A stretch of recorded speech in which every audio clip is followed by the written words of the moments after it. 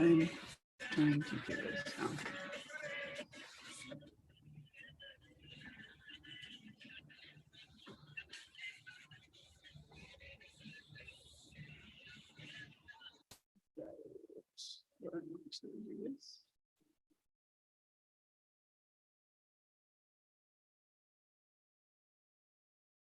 That way.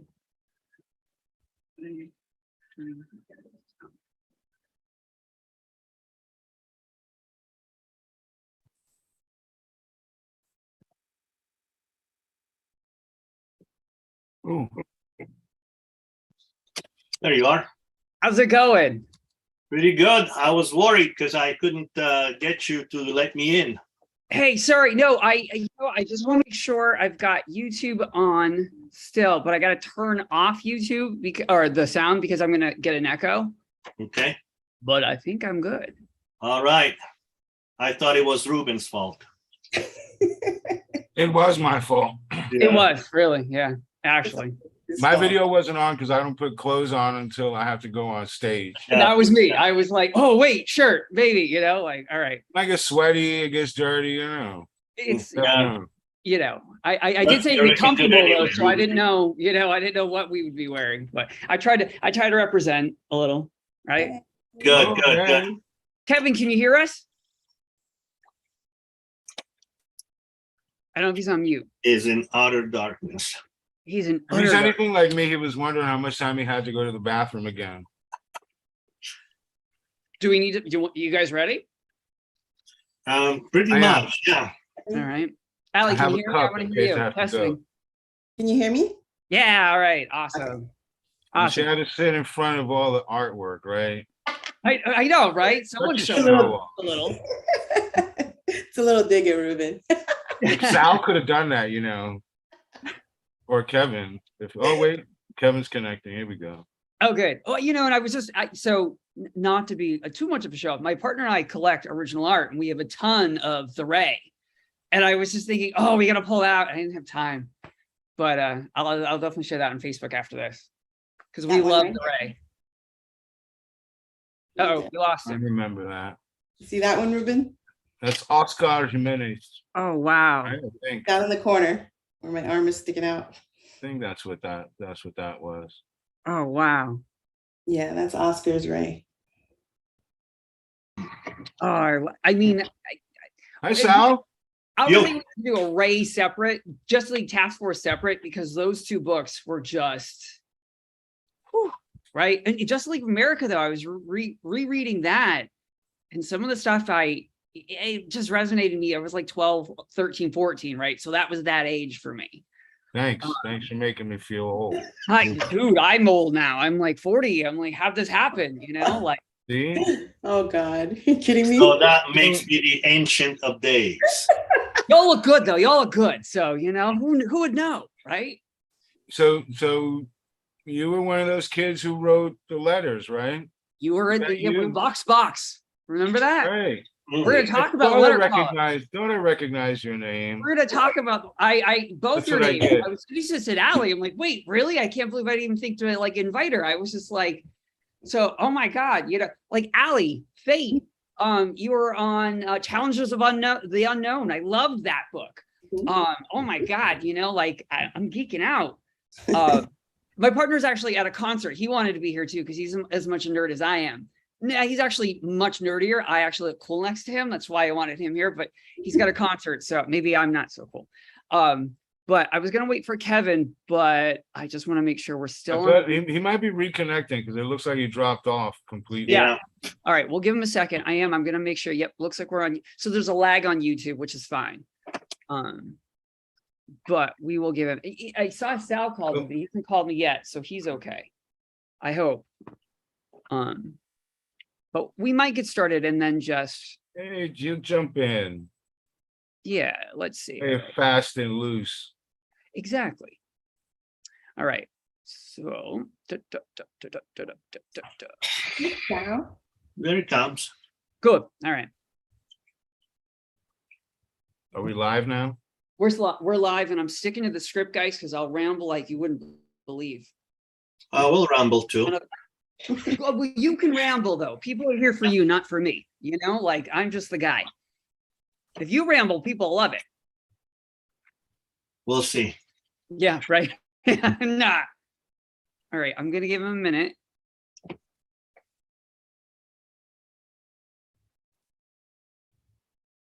All right. You know, I I should don't, do this. Huh? Go for it.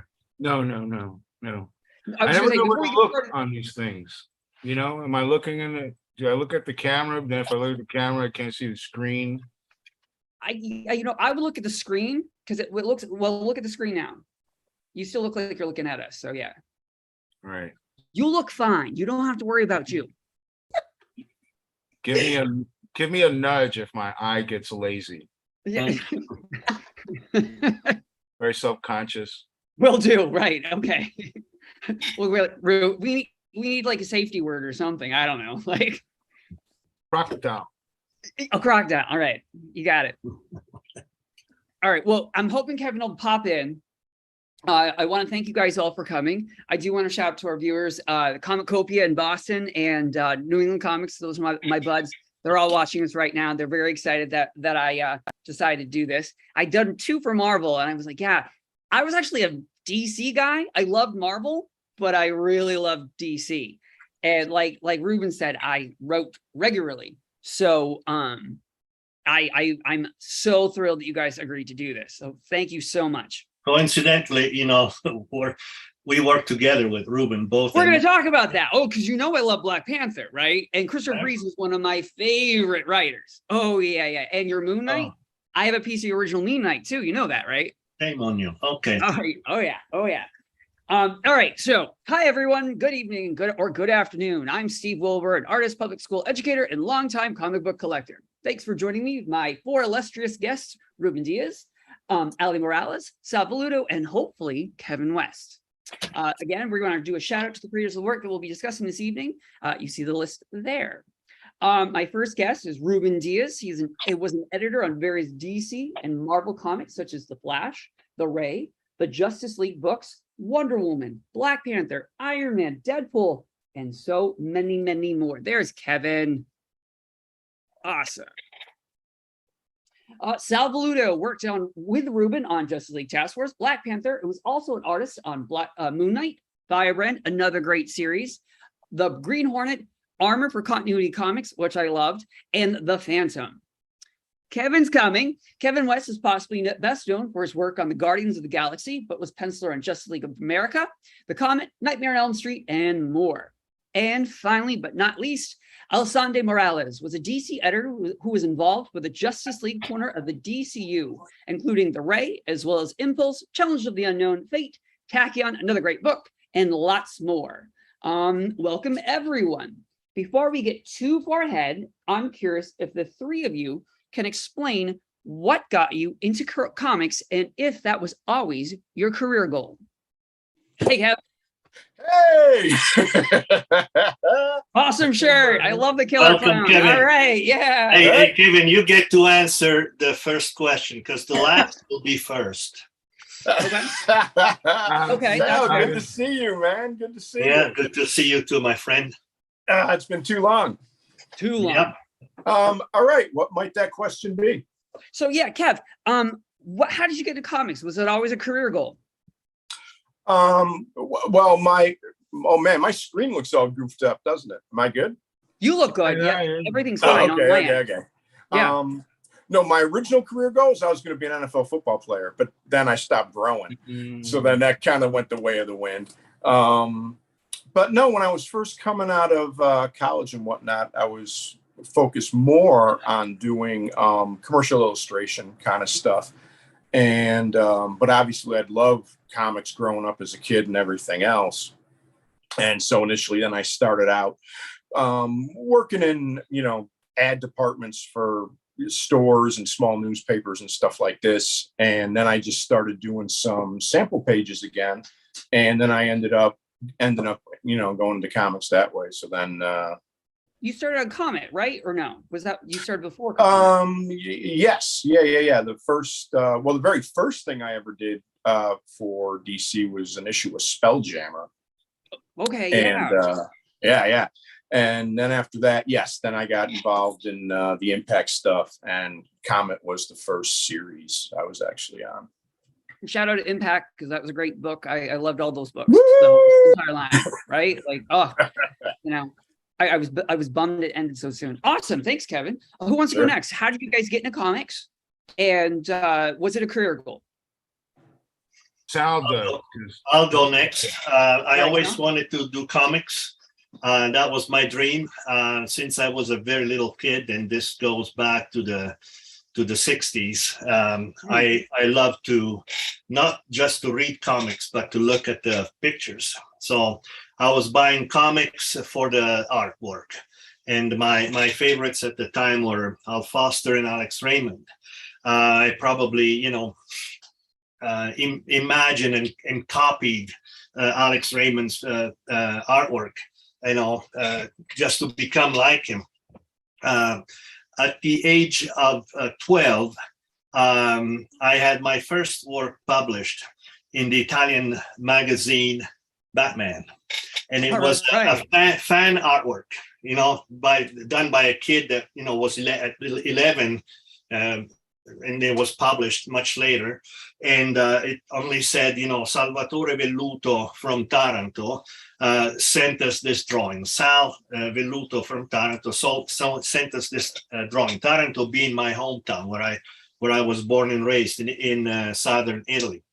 And so I had one of those epiphany moment, and just like Batman, when he sees a bat, says, "Oh, a bat, it's an omen.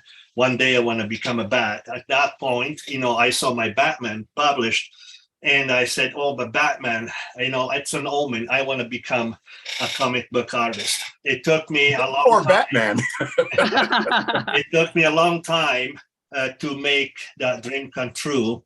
I tried in Italy, but I was unsuccessful. Only after. Hold up. Stop. So you're in Italy and you want to become a comic book artist. How was your family at that? Were comics respected in Italy? Absolutely. Yeah. All right. Great culture. We're talking at the time when comics were the social network of the time, because kids just exchange comics. Sure. You met a kid in the street even before you knew him. You say, "Hey, do you have comics?" And so you exchange, these comics, and became friends afterwards. So it was, exchange merchandise for friendship. Yes, and of course, Italy has a great tradition of comics. But I was enamored with Batman at the time. So this was the 12-year-old Sal Velluto, and then we come to the 30-year-old Sal Velluto, now in the United States. And after I worked for a couple of years into the animation field, doing layouts and storyboards for Saturday morning cartoons, I was applying for, at these companies, and including Marvel Comics, which at the time had a large volume called the official Marvel tryout book. Yep, and I remember. Sure. Remember that tryout book? Yes, Kevin. Yeah, we all had it, and so when I bought it, the contest, they were assigning winners. A penciler, an inker, a colorist. That contest had closed, but that volume was still viable as far as sending submissions to Marvel. And it took me a while, maybe a year of sending samples and even getting some rejection letters. But with the rejection, there was also some encouragement to keep going. Mm-hmm. And then finally, in 1988, no, it was 1986. I started with Marvel Comics with Power Pack. Right. Started with Power Pack, and you remember I told you that as a kid I was a big fan of Alex Raymond, Mhm. and so as the inker for my first issue of Marvel Comics, which was already a dream come true, Yep. they gave me Stan Drake as the inker. For those who don't know, Mhm. Stan Drake was Yes. had a close relationship with Alex Raymond, to the point that Alex Raymond died in a car crash driving Stan Drake's sports car. So I was working with somebody like 2 degrees of It's a separation fate. from Alex Raymond. So imagine, what kind of fanboy dream that Yep. was for me. And remember, I was already at very close to my 30s. Wow. So I was a latecomer, and that was my initial approach. I had Now, is there pressure? Is there pressure though? So I'm going to keep interrupting because you give me all these ideas. If you're coming in at 30, was there pressure though? At 30, you're like old, right? Did you feel pressure or not at all? I know, right? Well, I don't. Yeah, but people are saying like, again in the 90s, right? I'm a 90s kid. I remember like the Jim Lees of Rob Liefeld, and I'm not a fan. And I'm saying that on online. I like some of their stuff. Don't get me wrong. No haters on YouTube. All right. Yeah. But they got a lot of recognition, and they were young. And I think that they had great stuff. But there was always room for improvement and growing. And I think life you experience. I can say that now because I'm a little old now. Right. So did you feel like there was pressure or not? You were confident. Of course. Okay. A lot of pressure. Especially when you start on fill-ins, okay? Yeah. You're assigned to do fill-ins because the book is late. And at the time, late means less than 6 months time. And so what I was trying to say is that, and this will take me to Brian Augustyn and to Ruben and so forth. Mhm. I'm going to transition to that, and then I'll leave the floor open to others. I was very fortunate, very blessed to find an editor, Carl Potts at Marvel Comics, which became basically my mentor. And I was equally blessed and fortunate when I found Brian Augustyn at DC.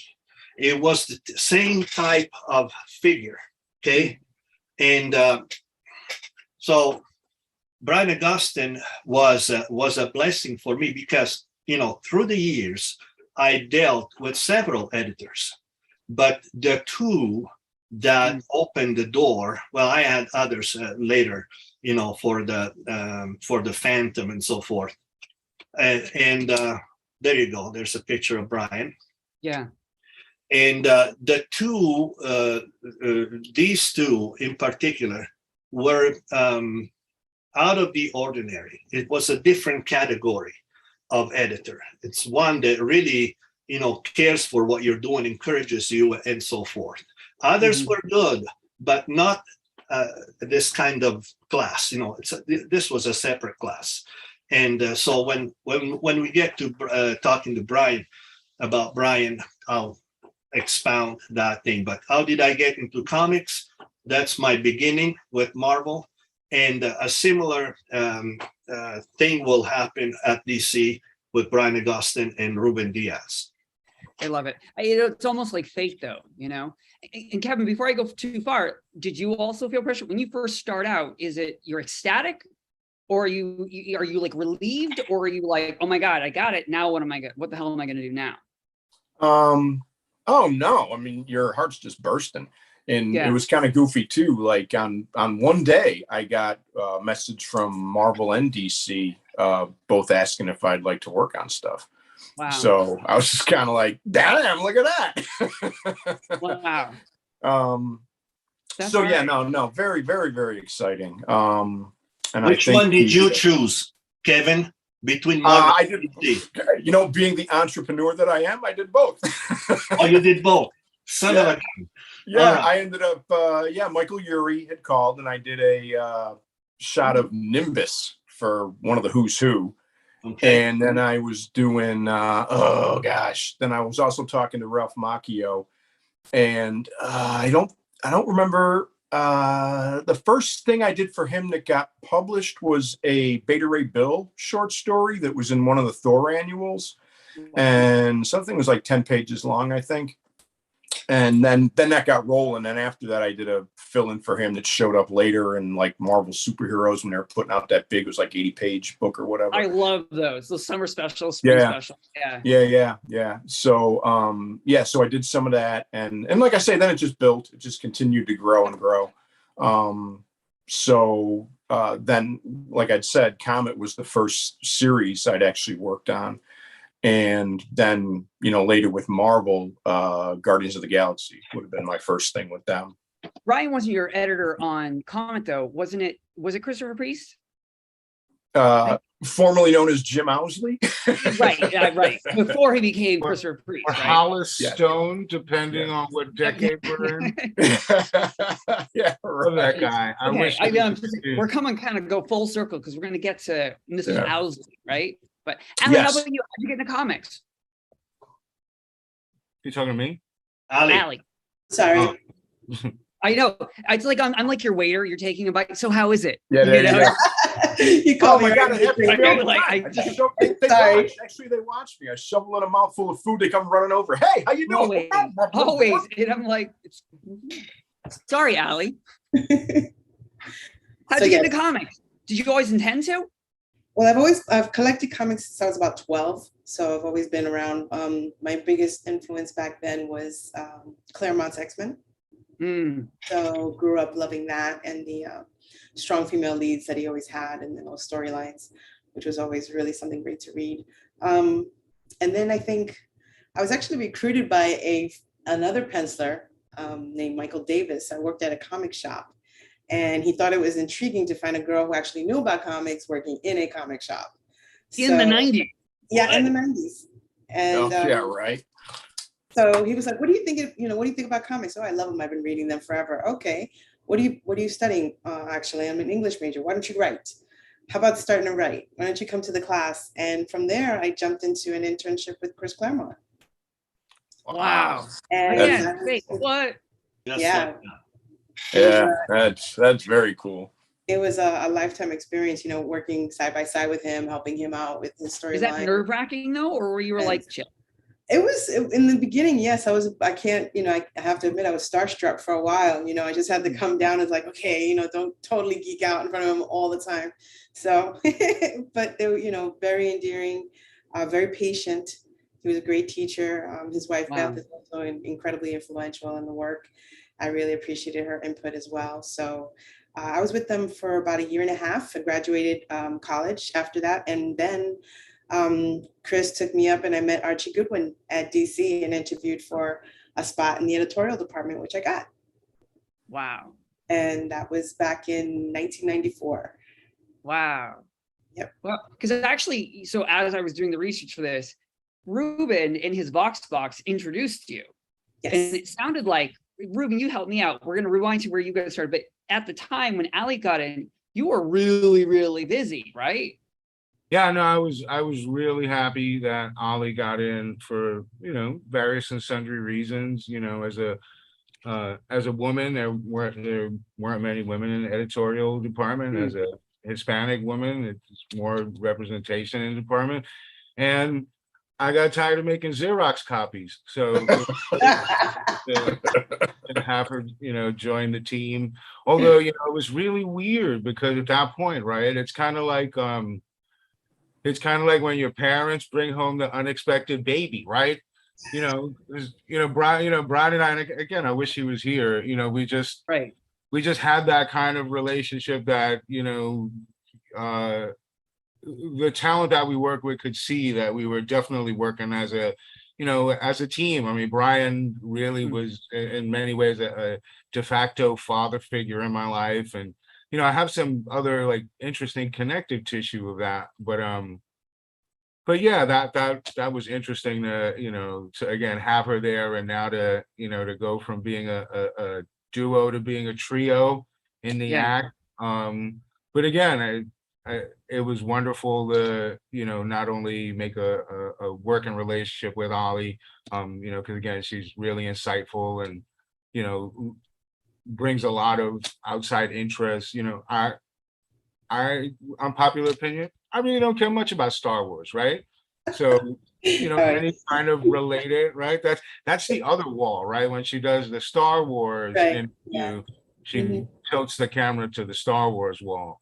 But no, that was a great time. A wonderful time was had by all. We were all so young. How did you Yes. get into comics though, Ruben? Like, so before Ali comes in, you were with DC for how long, you think? From 92 to 96. Were you a So comics fan as well?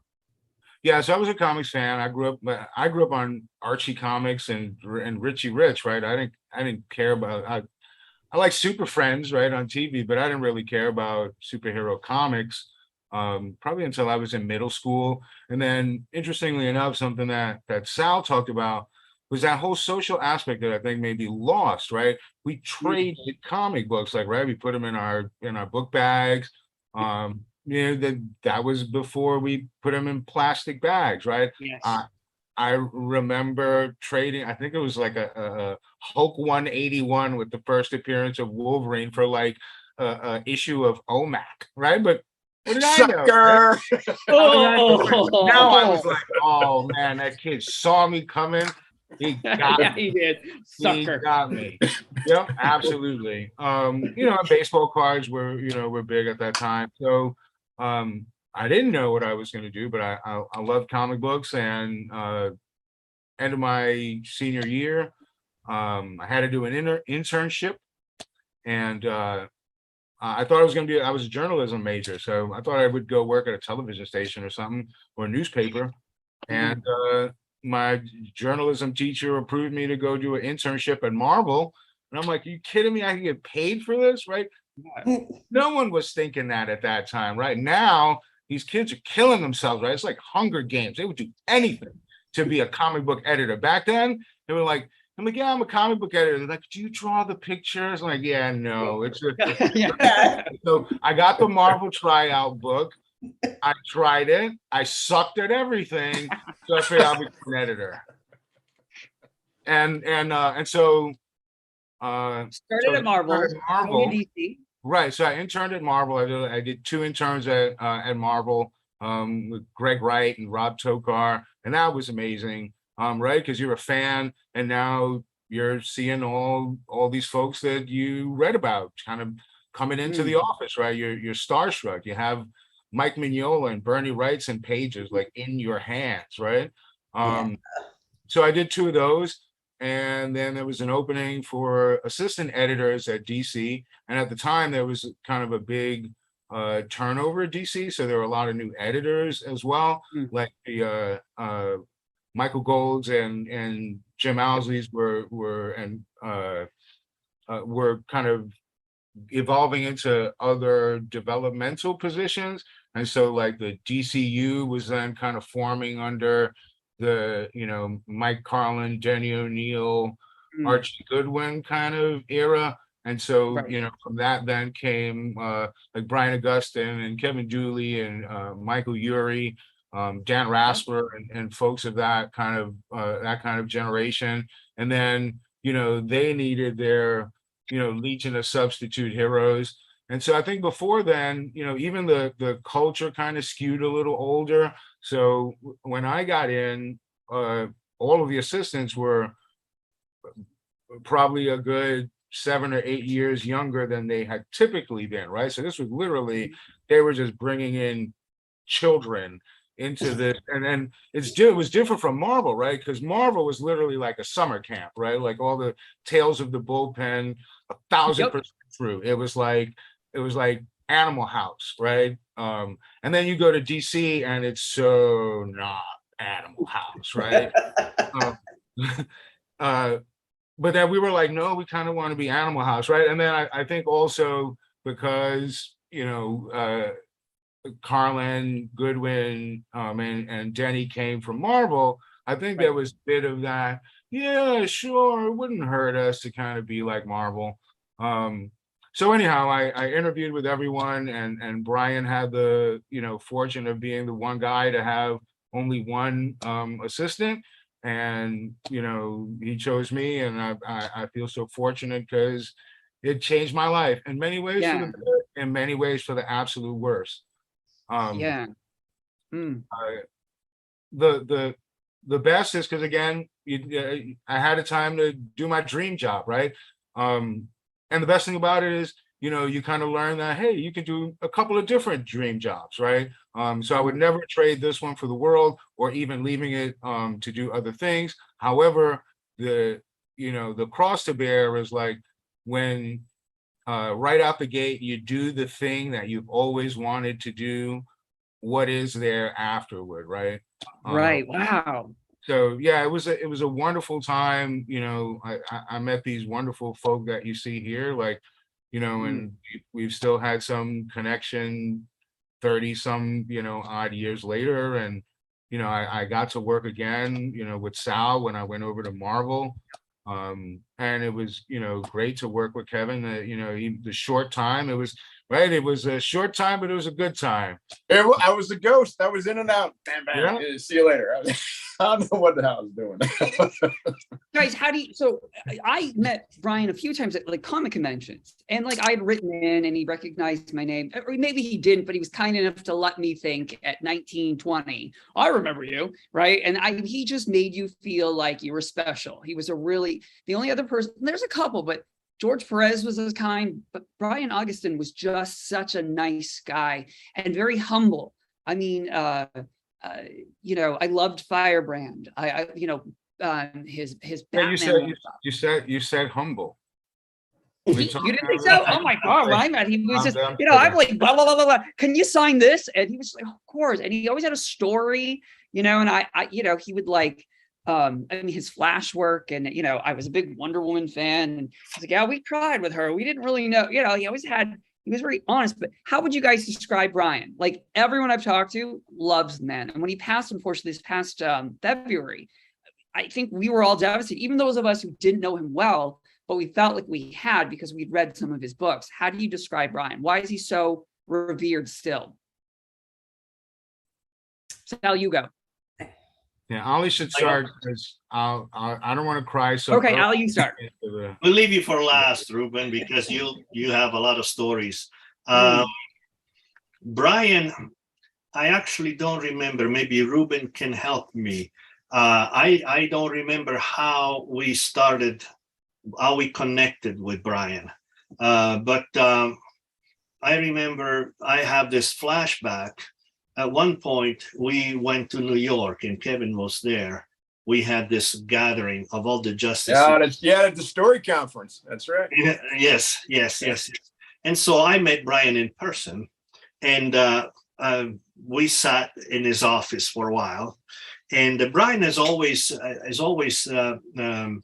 struck me as a very balanced person. Yes. And also a matter of fact thing. So he was talking to us, and he was going through his correspondence, and this is my flashback. So Brian talking and taking all these things, publications and stuff like that, and throwing it in the garbage. Like he had so much work, he had to simplify to the very essential. So the things that were essential to him was, number one, connecting with us, because him and Ruben had the idea, let's gather all the creative teams and get together. So we were there and we were important. And the other thing is, get rid of the stuff that doesn't matter. So that's Brian to me. Then we had after Task Force, I guess we had gelled pretty well with Brian to the point that he asked me to help him with Firebrand. Yeah. Firebrand being a character that had already been published by DC, and I guess after a certain amount of years, you would lose the copyrights on the character unless you revitalize it. So we revitalized Firebrand. So I was working with Brian at a level of, creative. And he also gave me the chance of doing my first book that I inked myself. I did the first few issues all by myself, and that was also because of Brian's support and the trust that had developed between the two of us. So it was a father figure for Ruben, and I've seen that, but it was like a big brother figure for me. And mind you, Brian was only 2 years older than me, and we connected that way. There's other stories, but related to Brian, because we stayed in touch even after he left the editorial field, and he was still writing. Another one, very short.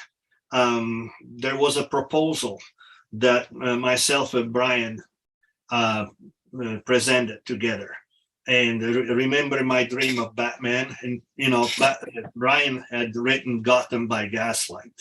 Yes. So it was already an established writer and famous, and he knew Batman. He felt Batman. And so we presented a pitch to Denny O'Neil about Batman Strike Fear miniseries, where the beginning of the book Batman, where he says the bad guys are superstitious, and will strike fear in the heart of criminals, and something like that. So our proposal was all the techniques that Batman utilized to strike fear. Was a psychological thriller, and we were creating together even at that level. And so my connection with Brian was multifaceted and very satisfactory. He came into my dream, became part of my dream of doing Batman. And we almost made it, even in Task Force, I went so close to doing Batman. I did Bruce Wayne in a wheelchair. That's right, you did. That's right. It was during the Nightfall. That's right. Yeah. So, and that was the story written by Denny O'Neil. Yep. And these guys were playing tricks on me, and they said that maybe we'll have Dick Giordano ink you. Wow. So I felt like Neil Adams at that point, Yeah. with Denny O'Neil on one end and Dick Giordano on the other end. And, this is just to tell you how much Brian, came inside, not just my life, my professional life, but my dreams of, a kid at 12 years old when I said, I want to do Batman. And I still have that dream. See? I saw, yeah. That's awesome. Kev, what about you? Brian Augustyn. I didn't get to work with him for very long, obviously. But he was always just very calm, very chill, and he was just a really easy editor to work with. It was just, he wouldn't seem to get really steamed at you. Although at the story conference, it pretty much took me no time to get the glare. One night, Ruben, you probably remember this, man. Afterwards, we went out, got something to eat. And then we hit this, local bar that was in the area. And, we're out maybe tipping a few. Head back to the hotel, and no worries. I set my alarm, go to bed. Everything's good. I wake up the next morning, and I'm looking at the clock going, how come my freaking alarm didn't go off? And because basically I set it for PM instead of AM. Nice. So I throw clothes on. I go freaking running my butt up the street to get to the meeting, and I walk the in. hotel was across the street from DC. Yeah, right. And then Brian just flashes me this glare, and I explain to him what happened, and he just kind of looks at Ruben and goes, "This is a story conference, it's not a convention." And I'm like, "Oh God, now we're all in trouble." But no, he was great. He was great to work with the time I was there. So yeah. really enjoyed Ali, how about it. you? What do you think? think Brian is a lot of those things and so much more. Mm. I think that Ruben and I had, I think, a really good relationship with Brian that kind of superseded even the relationship at work. He was a mentor. He was an awesome teacher, incredibly patient man, because we were hysterical most of the time in one way, shape, or form. We were just utter chaos around him. And he always just would just look at us and just say something, one word, very stoic, because everybody says very calm. Yeah. And it would just instantly, ground you, and not in a negative way. It's just like, it gives you pause to just take a breath, realize what you're saying, what you're doing, and give you this very, very simplistic, but very poignant point about yourself that says, hey, why don't you take a minute, take a breath? This is what it really is. And you just look at him and go, wow, that's pretty easy and pretty deep. Why didn't I think of that? Deep. And once you start working with somebody like that, you start having this cadence that just kind of grows in getting to know each other and what's expected. And I think that's why learning from Brian, not only professionally, but personally, really profoundly changed Ruben and I on a very spiritual level, because he was our first real boss, coming out in the beginning of our careers. And as Ruben said, what do you do when you've done what you've always dreamed of right out the gate? There's really nothing that can top it. And I've stayed in publishing in one way, shape, or form, but my heart has always belonged back at, DC. So those are the best of times and the worst of times for a lot of us, But Brian always had a way of, as Sal said, bringing out the best in you and appreciating your efforts and what you do, what you bring to the table, and really listening, getting to know you as an individual, and bringing out those strengths within you. And it really showed with his work with everyone, writers, pencilers, inkers. He took the time to speak to everyone. And that's why he had such a tremendous amount of respect, in that field, not only with his freelancers, but his peers. Really, you can't find anybody that would say an unkind word about Brian. Even if you didn't like him, you sure as hell respected him. And no one ever had an ill word to say of him. And that just says a lot to his personality and to how he was to everyone professionally and personally. I mean, I spoke to Brian about a week and a half before he passed. So that tells you, he was still very much a part of my life up until the end. So he was a boss, but so much more in such a good way. So I appreciate hearing everybody talk of him so fondly after all this time. And it makes me feel good that, everyone will have good memories of him as much as I do. And I was excited just too with Facebook and whatnot, because I was able to reconnect with him then really over the last maybe 2-3 years. So I was having conversations with him then and whatnot. So I got to know him better now than I actually did then. So I'm so glad we were able to do this, and I regret that we weren't able to do it sooner, because it was one of those things where he was at a Terrificon right before COVID. So what was that? 2019, 2018. Yeah. And I had mentioned that, like, I actually met a couple and like done this Zoom thing, and I go to YouTube. He's like, oh, what? And I'm like, no, but we talk about your work, and I get to geek out and I get to ask the questions I didn't ask as a kid. And he was like, oh, we'll totally do it. And I had his card, and I gave him my card, and I was all like, I was beaming. I was so proud. And then things just happened, right? Like I never did it. Yeah. And then, I finally was doing one after another. And I just thought, I don't know what it is. I picked up one of those. It was an issue of Dark Stars, which, Ruben, you edited with Brian, correct? Yeah. And from there, I went down that rabbit hole of like all the books that meant something to me, right? And then from there, I somehow went to The Flash. From The Flash, Justice League Task Force, which brought me back to Justice League America, which brought, like all of that. And I remember thinking, I didn't. And I remember when Brian passed, how just reading everything off Facebook and Twitter and various posts. And, my partner and I collect original artwork, all the collectors were talking about, oh my God, remember? And everyone had a story So I'm sorry we didn't do it sooner, but I'm glad we're able to do it now. And I'm going to shut up. Ruben, you had such a strong relationship with him, and I know how important he was. How do you describe, and what do you remember most about Brian? Can I add a question for Ruben as he answers this? I'd like to make an observation, and maybe Ruben can help with the answer. At that story conference that we mentioned before, we creators had the opportunity to see for the first time how the Brian and Ruben coordinated things with all the other creators, which is, the main purpose of editorial.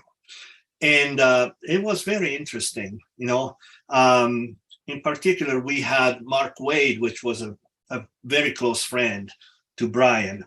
And so to see the idea, the brainstorming coming out of that room, and to see how Brian was, putting all these things together, organizing the chaos of the idea, it really gave us an appreciation and also a lot of enthusiasm, for the story arc that we were going to do with it. Basically, the Justice League and the end of the world, Judgment Day. I was awesome. Judgment. And so Ruben has seen this over and over again. So I'd like, if you can help us better understand and appreciate, Ruben, how the ability Brian had to coordinate all these things at the same time, because we were all like probably trying to herd cats, each one going in one direction, and so that's a superpower to me, that the ability of doing that. And Ruben, I think, inherited that from Brian later on. So how did he do it? And think about it though, on top of Sal, and Ali, jump in too, Ruben helps out. There was Judgment Day, which I'm so glad they collected and trade, because I've read that over and over and over again. I have it in my classroom. I have the kids reading it still. And I love that, like, well, who's this guy? And then we go down that, right? But then you also had Zero Hour. You had Underworld Unleashed. You had the Guy Gardner storylines that crossed over. Like, that's a great question, Sal. Yeah. Nightfall, yeah. No, it's wonderful. It's on here, but like, let's go with it, right? Ruben? Am I on? All right. You're on, sorry. Go ahead. Where do I begin without talking for the next hour and a half? I think it's fine, because I was already going through my feelings halfway through Sal's video. But no, Brian was absolutely, special to me, and the universe absolutely had a very pointed reason for, at least for him in my life, absolutely. I met Brian, well, I guess I first knew of Brian when I collected Troll Lords. I forget who published that, but I think he was the editor on that, out of Aircell. Was that a thing? Do you guys remember that? Vaguely. Maybe. Anyhow, that's where I recognize his name. And then of course I bought Gotham by Gaslight, and I got to meet him at a convention. And in part to Sal's point, and stuff that was said by the others, Brian had a real affinity for creating a rapport with people. I think that he for as imposing a figure, like physically, as he could seem, from a energy standpoint, it was very calming. He kind of just took everything in, right? Like, it was hard to really surprise or unnerve him. And believe you me, I probably tried on several occasions, right? Yeah, and again, like Ollie's probably laughing, because again, Brian really was like a father figure to me. Again, I grew up without a dad, and God just created a number of mentor vacuum issues. I would come in daily and like swipe in and literally just douse myself in gasoline, right? Like douse myself in gasoline and then like look for the hottest place in the office. Like, Yeah, all right, that's true. True story. and it's one of those, self-destructive things that people do to see where, like you're testing life, right? Like I'm this young person, again, in this candy store, like, I'm behind the curtain of Oz, right? Mm. And Brian was really accommodating, for that as well. To Sal's point, he loved stories, right? Jesus, there were probably like millions of ideas that we talked about that we never got to do, that went no place. We'd talk about, the storylines of literally every television show that there was. And, so of course, you put the two together, like someone who has this, rapport and affinity with people and, like stories. And then you're in this candy store of managing, geez, really like dozens of multiple crossing, crossing storylines of people. And I think that's probably what Brian liked most, which, the character point stuff, right? Like and of course he loved the art, but like I was the art guy, right? I would come in, I'm like, oh my God, look at this guy. Like I came in and he just had a pile of submissions, that as a fan, I would just go through and, that Howard Porters of the world and Mike Yeah. Wieringo, like there were dudes in there that I just never got to give work to. Oliver Copiel was in there, who later, just was huge. Eric Kennedy, again, and so that was, so it was also a wonderful kind of mixture too of Brian. He was very generous, right? So kind of sharing with him not only his knowledge of making comics, but of course all the people that that he worked with in comics, right? These were my first relationships, and so working with Sal was one of my earliest relationships in comics. And of course I remember Sal from from Moon Knight. So when I got to work with him on Task Force, it was like great. And again, I love the work that that Sal did. And of course anytime, and again, not only I'm very fond of Sal as a human being, Sal as an artist, as a professional, again, right? I know I can just assign him and I don't have to worry at all. I mean, not like Kevin. I'm just teasing Kevin. And Kevin was awesome. I'd love to talk about that because again, it was a short time, but it was a good time. I mean, the dude is amazing. Drawing 2 team books at the same time, so yeah, and I guess over time That's what did me in. I thought we had to do something, right? Because he left so soon. But no, and in our office, we were super chill. We didn't stress anything, and that was mostly because I came to work stoned. But he was level-headed throughout, and so even an instance where Kevin couldn't continue to work with us, we were like, bro, sorry it didn't work out. We had a great time.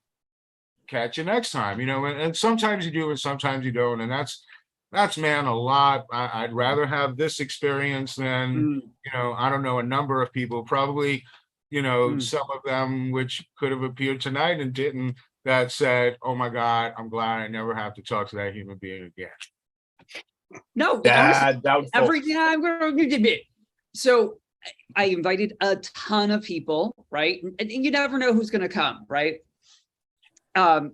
Those who couldn't all had wonderful things to say about everyone. It wasn't like it was a really positive time. They all said something really. Oh yeah. And you know what I mean? Right? Hindsight, you can certainly say that because everything is all right. It's your qualia, right? It was just, this was my experience in comic books, right? And at the time, you look back and everyone could go, "Oh, you know what, if I would have maybe kind of zigged instead of zagged, Yeah, like older and wiser, right? That's what I'm would have had a Yeah. whole different, Right. the world would have spun in a whole different direction, but it didn't. And Yeah. and I think it's awesome now with social media that we have Mm. the chance to, to do that, right? That we can go, Right. there've been plenty of times where I've connected with folks and I'm like, hey man, I'm sorry that time didn't work out. Yep. I probably could have been a little more diplomatic in how we resolved it, or what have you. But, I appreciate that we went through that, that moment. It mattered, it resonated with you, right? So regardless of how we felt about, the performance, right? Because Mm. we're performers, Mm. right? And after the performance, we go to the back and every performer hates his performance and, somehow wants to, feel that someone else is responsible for it. But at the end of the day, the audience member sitting there going, it was perfection, right? We were in the back going, oh my God, we all dropped the ball. You dropped the ball. But we don't know. No, to all of the people seeing that, they don't know. They And got a that's it. wonderful experience. Ruben, that's it though. Exactly. I mean, and then again, though, like as a teacher, I mean, those things taught me stuff. I went into art school because I followed these guys. I love Kevin's work. I love Sal's work, right? Like that inspired me. Howard Porter. Oh my God, that inspired all of that Yeah, inspired, Howard's great. right? But like, so, but your books, you guys, I have your books. I'm giving out free comics all the time to my students, right? And I was teaching 5th grade. I'm teaching art again this coming year. So I'm going to have K-8. So, at least 3rd through 8 are going to get those same as soon as I find the old, I don't buy the new stuff. I find the old stuff. The old stuff is what really spoke to me. I love the letter column. I'm like, read the letter column. That's where the entertainment's at, right? I mean, that stuff was like, you learn there's history in that. And we're going to go, I'm going to cut you off, Room, just because we're going to talk more about Brian as we go, right? Can I tell you a funny story Yeah. about Brian? The concept of Justice League Task Force was to have a rotating team of superheroes. Yes. And, the only two steady characters were the Martian Manhunter and Gypsy. Yep. But there was a character in the story that was basically the head, the brain of the Justice League Task Force, and his name was Hannibal Martin. Right. And Hannibal Martin, here there's a picture of him right here. That's the back cover of the first issue, back right? cover of #1.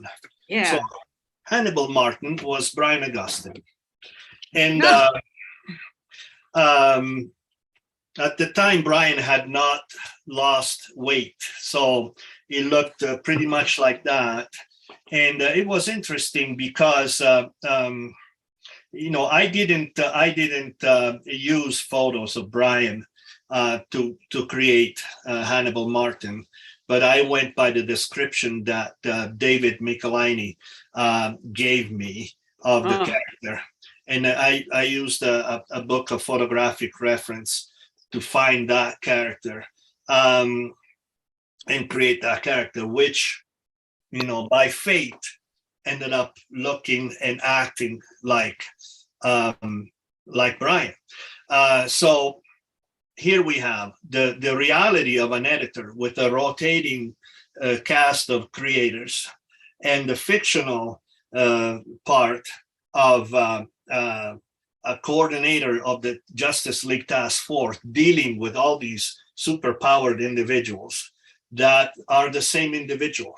And so, that characteristic of being a coordinator, the one that keeps the reins together, all these powers, going in different directions, all these interpretations going in different directions, was impersonated by Brian Augustyn and Hannibal Martin in the book. That makes the issue so much better, though. Like, I love that. I think that's an great story. That's why I'm doing what I'm doing, because I feel like that's what we need, right? Oh, that's awesome. All right, let's rewind. So You guys, I love Sal's. He's asking my questions for me or telling me the stories before I go. I love it. This is awesome. All right. So the He's the Justice only League. one of us that read the handout. What's that? He's the only one of us who read the handout. He did his homework. Yeah. Okay, let's see. All right. This is just for the people watching. The Justice League had a storied past of DC Comics' premier team of superheroes debuting in 1960.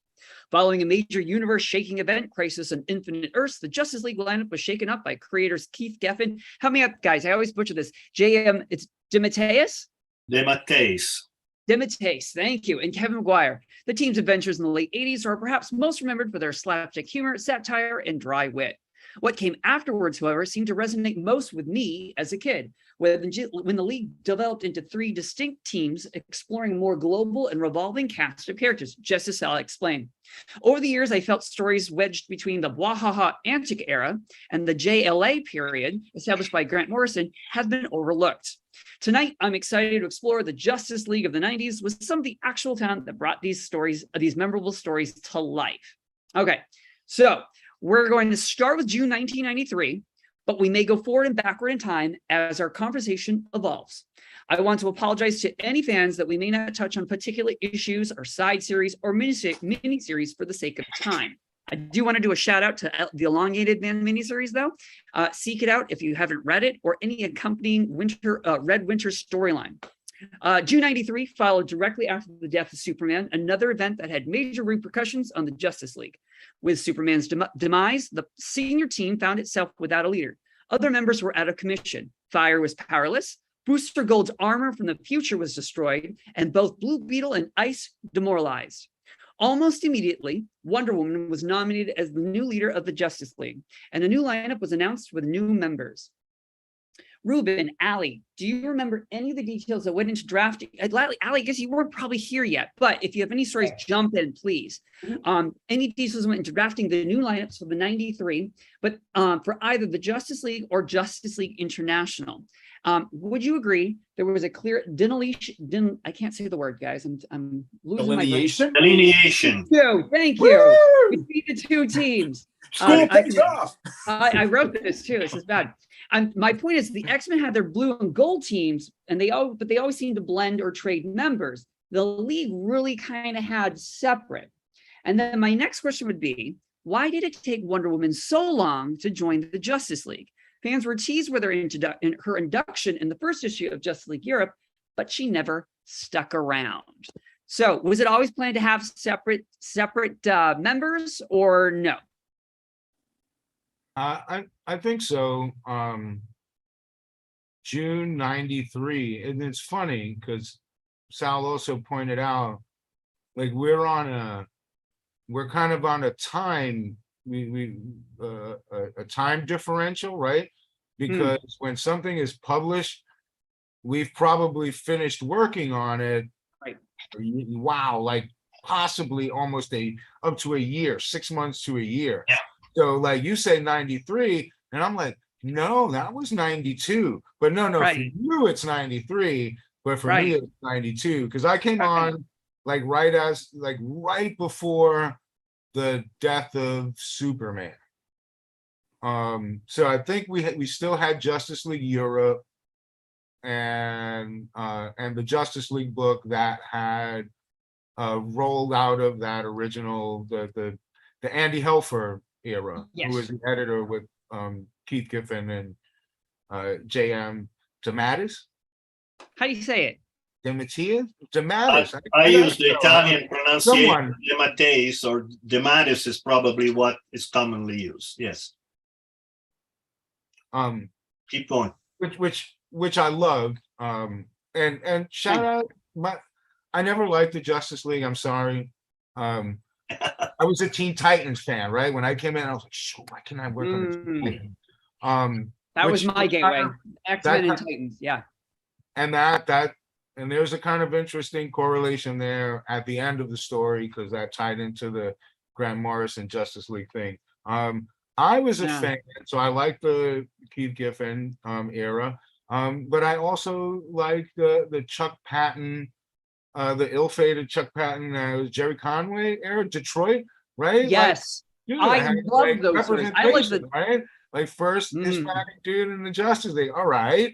He had a yep. weird costume and a break dancer, and his brother was a drug dealer, but whatever. We were there, right? We made it to the dance. So that was also a Vixen with the bangs. She had the favorite, bangs. right? Like, Right. yeah. Oh yeah. That's where Oh yeah. Gypsy came from. That's what, so That's when right. I came in and Task Force was already underway. I think Yeah. they'd done maybe the first 2 or 3 issues. So when I saw Gypsy was in a group, I was like, yes. So I think after Death of Superman, the idea was to kind of explore the different groups in their functions, right? So like Justice League Task Force, which starts out as kind of a Suicide Squad for the Justice League, right? Exactly. And I think that comes out of what Sal had asked before about wrangling all these different characters, especially characters that don't belong to you. So Yep. right, so your whole gimmick is a big cast, right? So if you're not using the marquee characters, you're left with pretty much again all of these other guys that you can kind of do anything with. So separating them ultimately, so Task Force then becomes a group as a school, right? So an organization for people to learn. Then Extreme Justice is kind of like a group as an army, as a militant force. The Standard Justice League book is like people as civil servants. Right. And then I think the international book was more people as social group. And I think those were things that kind of jived with the folks who eventually wound up working on them and exploring those different things.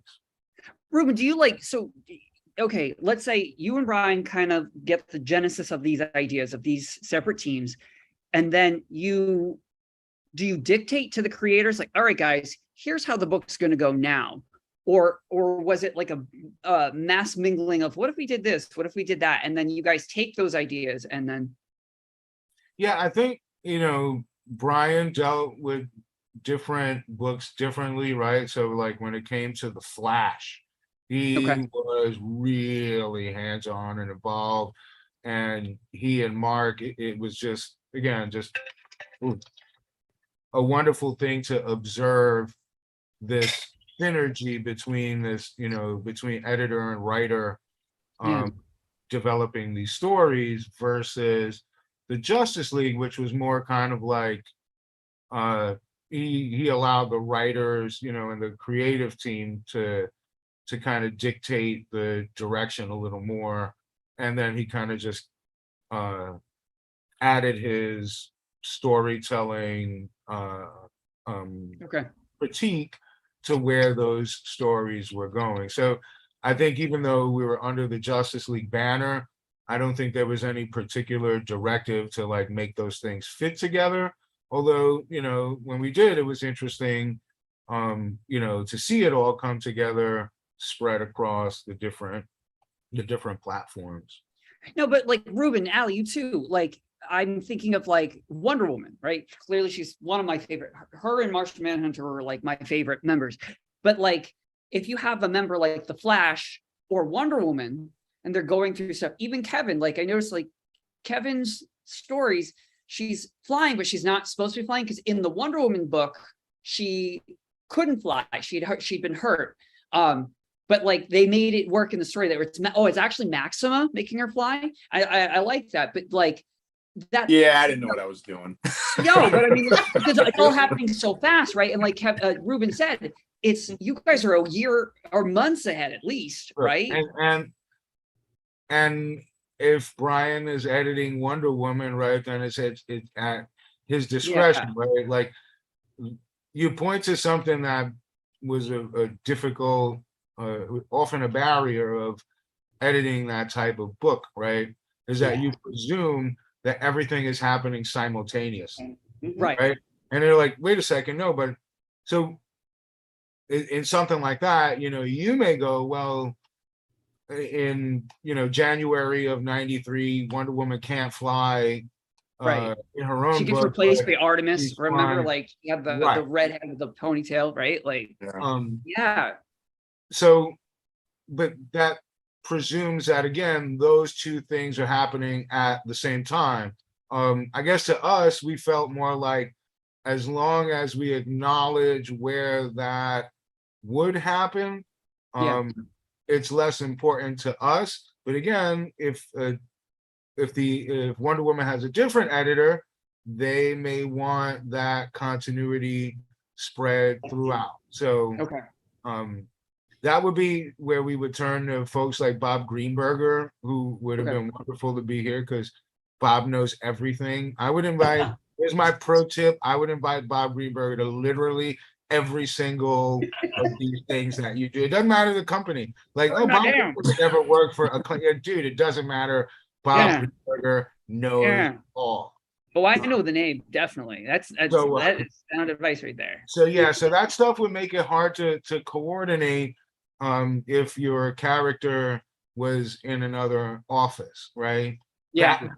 Dude, you have no idea, man. Getting Batman and then Batman in space, you have no idea how It was a hard logistical to nightmare to do to stuff convince like that. Denny Right. to let Batman be in space, even seen in space. You'd be like, yo, Denny, we want to show you how we get, it doesn't matter how we got in space. He's Batman, bro. It doesn't matter. It doesn't matter. He's just gonna be there. And then he's gonna do cool stuff, and then he's gonna leave. We'll never see him. And that's that. But It's sort of like today's Batman, that like half of DC's books are all Batman. I'm like, no, three no, quarters. they're of all them Batman. are And again, to Batman. Sal's point of doing Batman, we always did Batman. Martian Yeah. Manhunter, Yeah. Batman. Mm. Black Panther, Batman. Yeah, really, kind of, right? Batman. Yeah. And now DC's whole publishing plan, everybody All of it. is Batman. All of Everybody. it. Yeah. Everybody's Green Lantern, Batman. Yeah. Green Oh Lantern- yeah. No, isn't he like Batman and Superman now? Or like he's like three? Yeah, but everybody's Batman. You know what? I knew Bronze Tiger was it. Why did Bronze Tiger leave the Justice League Task Force? Steven, you would know this. I should, but Well, I'm sure you okay. do. Well, so yeah, well, because he was sort of kind of dating Gypsy. You guys so Sal, you and I guess Dave McLiney started it, right? Because it was always established that. Well, Yeah. I guess rewind. Was Justice League Task Force always going to have rotating cast of writers, or No. I think initially, yeah. I think Okay. initially, I don't remember very well, okay? But my memory, whatever I have left of it, I think that David was supposed to write the whole thing, and then at one point he couldn't. And so we looked for another writer.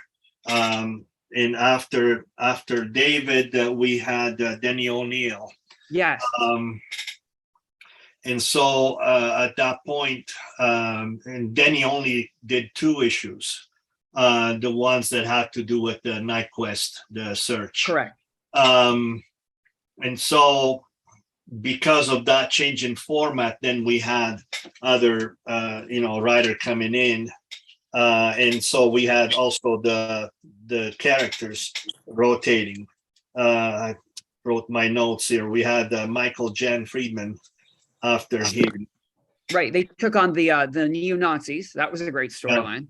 That was a great story because Friedman being a Jewish writer, Yes. of course they gave him the neo-Nazi thing, which was very, very interesting. And by the way, then I would meet again with Michael at Marvel doing Silver Surfer. That's right. And so, a lot of friendship collaborations were born because of that format, not to mention, Christopher Priest and Ruben, was born, at Justice League Task Force, and then it translated into Black Panther. So of what I remember is that. Sal, is it hard though when you write if you go from writer to writer to writer? Is that a hard thing or nah? Not at all. Not at all. Or at least I was naive enough that I didn't see the difference. As a fan, for me, because I was a very visual guy, and again, I went to art school, so you guys inspired me. It was hard for me when you had artists after, like Wonder Woman went through artist after artist after artist.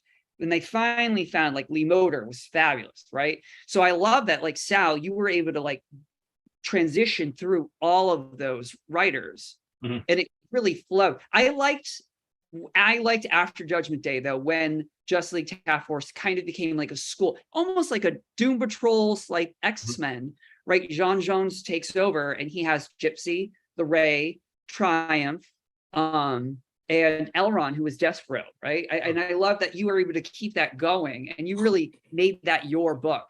Yeah. Because Christopher Reese really took over and really brought us in some continuity. He wrote the Triumph miniseries and he also did the Ray series, which is great because you really tied all that in. And Ruben, you were, that's what I'm talking about. I designed the toy, by the way. Oh, You did? Very cool. Oh, that's awesome. You guys, I don't know.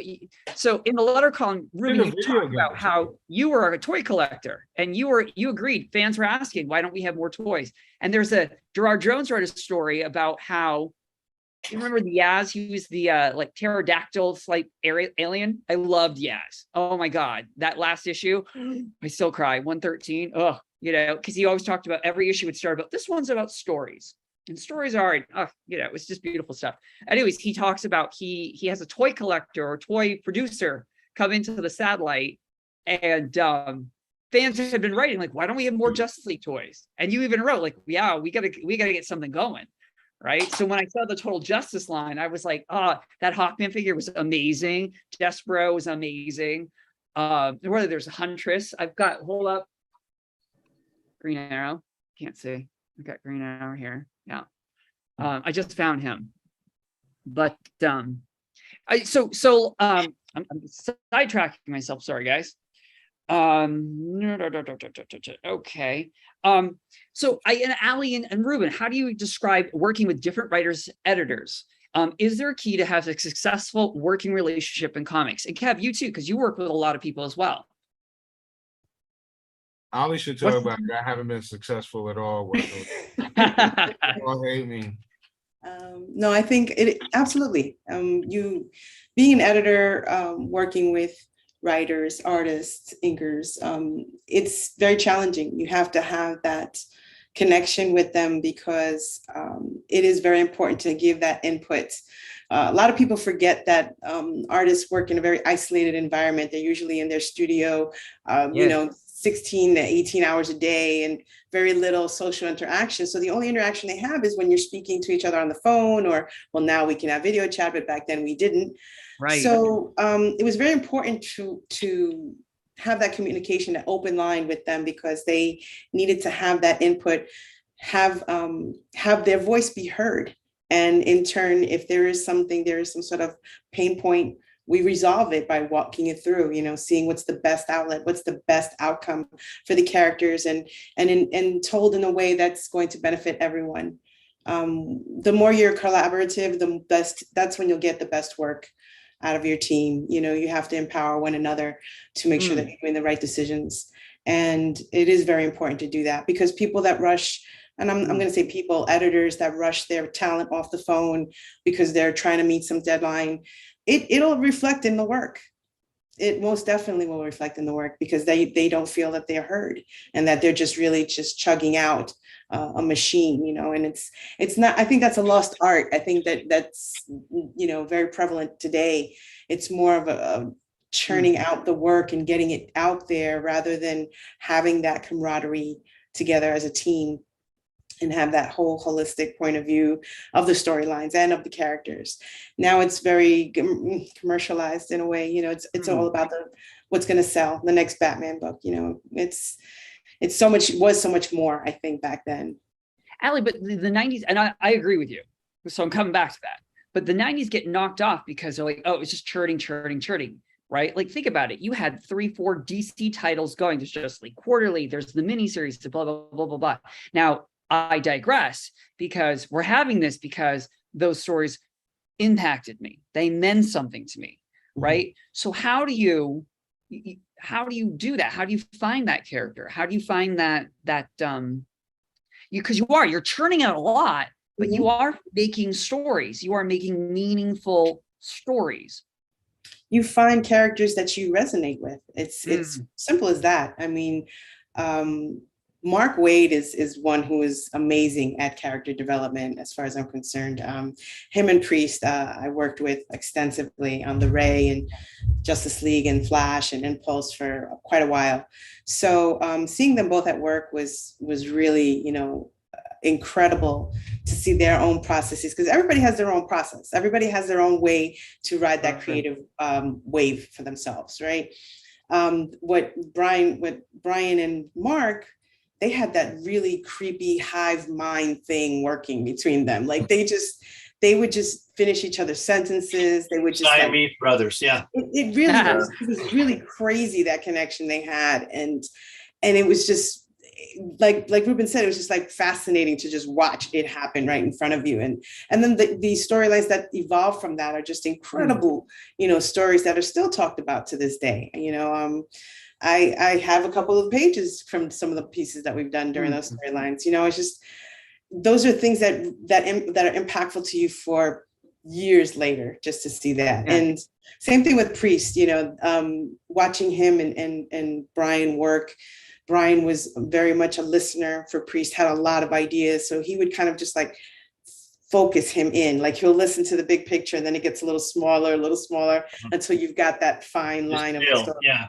And that's how he just distills everything down to the best parts of it.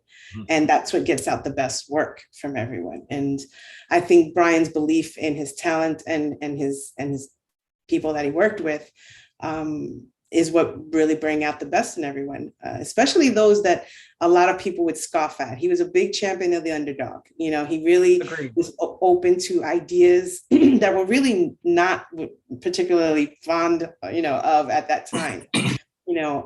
Brian had a way of working against the grain, but in a fashion that got him where he wanted to be at the end result. But a lot of fantastic talent came out of it. Ruben said, Oscar Jimenez, Howard Porter, we've had a lot of Humberto Ramos. Yeah. Those people were just, amazing guys who were just brand new into the industry and just broke ground. And it was through Brian that, he just brings out the best in everyone. And, he went past language barriers because art is a language, that everyone speaks. So Brian just found that way to get to everybody where he wanted, to understand them. And then they in turn understood him. And there was just that harmonious blend that it was a gift. He was just really like the Jedi master of editors. He just had this way about him that everybody it was that charisma, I guess, that just drew us in with him. Hey, I'd like to I'm really interested in what Kevin has to say about, working with different writers. And then I would like to add something to the point that both Ruben and Ali were making as far as the editors not putting pressure on the artists. So Kevin, why don't you tell us a little bit about your experience? I'm very interested in what you have to say. Well, when you mentioned earlier talking about, how you got into the biz and everything else, the first thing we're starting with is the fill-ins, and somebody's late, jump in and do an issue in the middle of the story arc or whatever. So you're just like constantly, there's other people in charge and you're brought in, as a spare tire. And so automatically you have, different writers, different scripts that are coming in. That's just part of the biz. It becomes a different scenario, obviously, once you're actually on a series, because then you can develop relationships. And then, depending on how the personalities mesh and everything else, then you're able to start to, really form more of a cohesive approach. And then both sides, the writer and the penciler, then kind of combine their efforts into, storytelling ideas and everything else. But just on the individual jobs, it's just that it's a job. What's the next one? What's the next one? What's the next one? So it's just, you know, you just have to be used to dealing with writers, and you never actually talk to anybody. I mean, you get the script and you go ahead and do it. Although early on, I will say this on a little writer side note.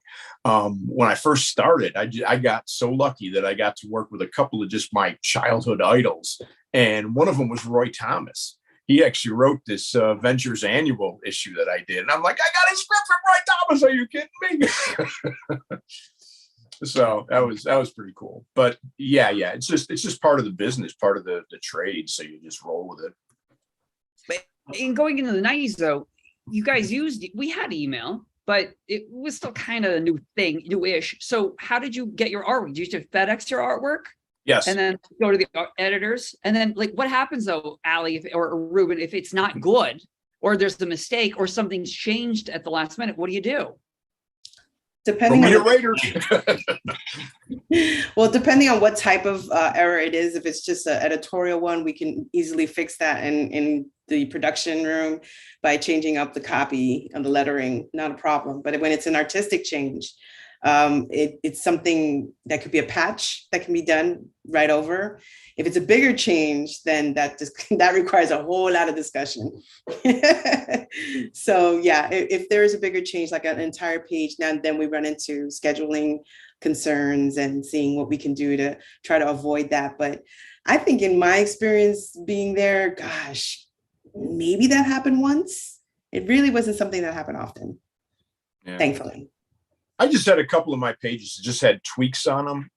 In one scene, I drew Power Girl and Green Lantern talking to one of the guys that was on our squad. And Green Lantern had a broken arm at that point that I didn't know. So I just had him with his arms, out in a very, cool, I'm Green Lantern kind of pose. And then someone had actually gone in and drew the patch. So they cut off it at the elbow and drew a forearm on there that was in a sling. And I think one other time I had a shot of the Ray, and I think they just had inserted a different head in there than what I had. And I think there's maybe one other tweak. I think on one shot, a Guy Gardner had like one eyebrow raised or something. And they probably thought that looked wonky. So when the book came out, both eyebrows are where they should be. Mm-hmm. But other than that kind of thing, I mean, it was just patches. It was a lot harder in the olden times. Now it's magic, right? Now everything gets made by magic. Yeah.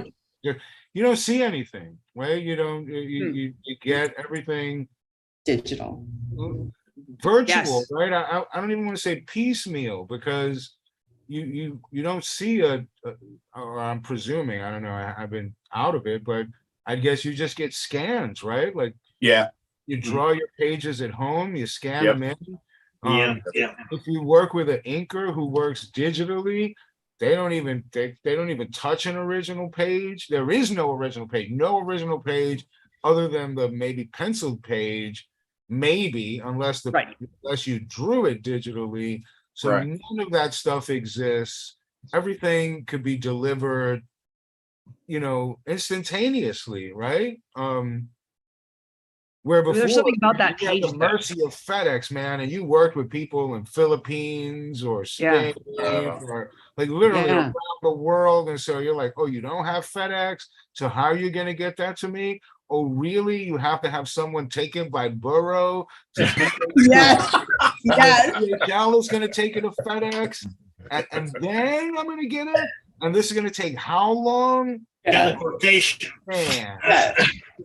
Right. So listen, so I'm just gonna schedule someone else to do a couple of film pages so we could get you can do it on time. You say you could do it on time. Okay, like mathematically that's impossible. No, really, you promise. You promise. All right, so I'm gonna put your check in the FedEx envelope, dude. Don't burn me on this. Friday, right? Really? Every time. But again, it's the nature of the beast, and now again everything's amazing the way. Right, I'm sure Sal and Kevin must have seen pages where you're like, oh, like this was the guy whose first day on the bullpen, right? Like this is his first day, and you got to make him do my patch. Really, you couldn't have called me? I would have faxed you. You'd have to like. I will send you a broken arm, damn it. Like, Right. I didn't have that experience. However, I can testify that the magic happened. And we'll talk about in a minute what happened with the first kiss between females in Justice League Task Force, I think it was number 8. Did we do that? Yeah. Can we do that? Yeah, but in a minute. Again, I can't In a remember minute. 30 days In a ago. minute. We're talking about 30 years. I mean, well, because you guys, we're going to get there because you guys touched on a lot of stuff. I grew up in a very conservative home. My father was a Baptist preacher, and I was gay. And I was reading these comics, and I related to all of them in a sense, right? But Wonder Woman was my favorite. And yeah, you had gay kids, you had gay characters, you had the Tasmanian Devil, you had Ice Maiden, who replaces Ice, right? She was gay. You had Jewish characters. Nucleon was gay. Or not gay, excuse me. He was Jewish, but his best friend comes out as gay later on. But we're getting ahead of ourselves.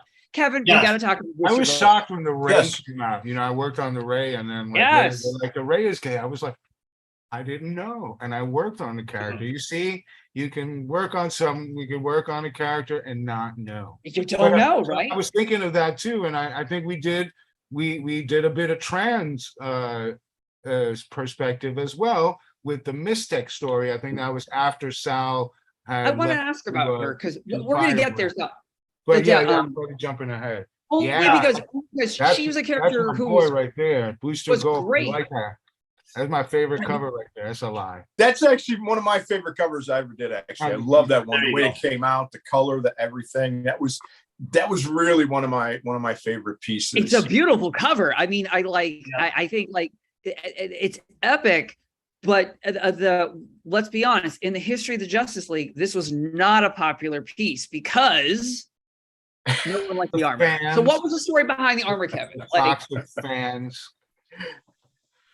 I mean, so Booster, after Superman's death, right? The League had been in shambles and they're trying to figure that out. Wonder Woman takes over, and Blue Beetle is able to slowly put together a new armor for Booster, right? A hodgepodge armor. Hodgepodge, right? And he does. And his first adventure with it, it starts breaking up, and then it fails. But the idea was gonna evolve, right? Absolutely. That was the idea. Yeah. Then I mean, happened. oh, go ahead. Well, the way Brian described it to me in the first place, he's like, we want this thing to look like Iron Man's original armor. It's big, it's clunky, it's cumbersome, and everything else. And so that's what we did. Yeah, and, it's like mission accomplished, right? Yeah, right. Wow, that looks like a piece of crap he's running around in. And so then, true, yeah, like Ruben said, it was supposed to evolve, and so, as each originally, I think the idea was as every story, the next story arc would start, you'd see a little bit of improvement, that kind of thing. And but yeah, I've had to explain a number of times over the years at conventions and stuff, and I'm kind of like, it was supposed to look like that. I didn't just suck. Did you know what you wanted it to look like in the end, though? In your mind? Did I know? Phase one? No. Yeah, Okay. no, I was just starting at the base level, and then we'll take it from there, because I looked at it more in terms of also, basically what Brian and Dan Vito would decide was kind of the next level. It would continue on that way.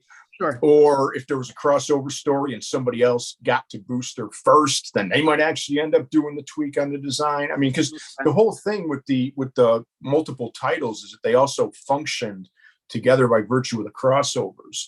Correct. So we also kind of knew, never knew who was going to have their hands on something at what point. But in any case, yeah, we knew Booster was gonna keep evolving, and ultimately I ended up leaving before I could have a hand in doing anything about it. But we're going to get there too. But before you left, you also redesigned Ice, and then yes. like months later, she died. Sal, you killed her. I was devastated. Right? Did you know? So you designed Ice. How did that come about? Did you know the plan was to beef her up, and then they were going to kill her, or you didn't? How did it go? How did you design her costume?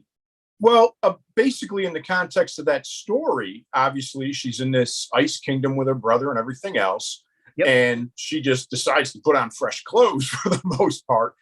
And so she puts on the new costume. As far as her demise, we were talking earlier about the big story conference and whatnot. And that was a big point of the conference. We were talking about doing this major crossover story arc. And we wanted to have like an impact event. And so it was decided, okay, who can we knock off? And Ice was a character that the fans really had an emotional connection to. But I mean, Yes. Ultimately, big picture wise, she was also probably the most disposable. I mean, you couldn't get rid of Guy Gardner. You couldn't get rid of Wonder Woman. I mean, you can just go down the line of why you couldn't touch some of these other characters. So, and then was also looked upon as the idea that, she was also tight with fire and whatnot. So that would create a whole kind of story arc in its own direction that way as well. So it was basically decided at that conference that this was going to happen. And so whatever I designed, it wouldn't have mattered. She was doomed. It was 94. I was 12. I was devastated. I'm still not over it, guys. I'm not over it. I mean, she'd come back, right? It's comics, right? She came back, but I was just like, Sal, you got the script and you were the one to do it. Did you have any trepidation about doing it? You're like, nope, this is going to be an awesome story. No, it just had to be dramatic. And, all the books that I was doing for the Justice League Task Force, I had a different approach than I ever had for other books before. And I wanted to emphasize this as far in the context of what we were saying before. And then I'll go into Ice.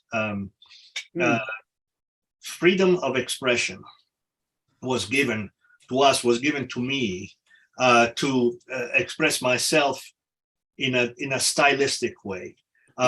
Justice League Task Force had a peculiarity, which was every facing pages became a double spread page, whereas the panels developed horizontally. It looked almost like a Sunday page in the comic strip.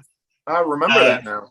So each one of those double spread pages had a super panel, which was the eye candy, which was the thing that attracted the reader to read that page. So when it came to Ice or other events, there's always that dramatic panel with in the context of these double spread. So I was approaching that moment with that in mind. I had to develop graphically. And by the way, issue number 4 of Justice League Task Force was a fill-in. Why? Even though Sal Velluto was working on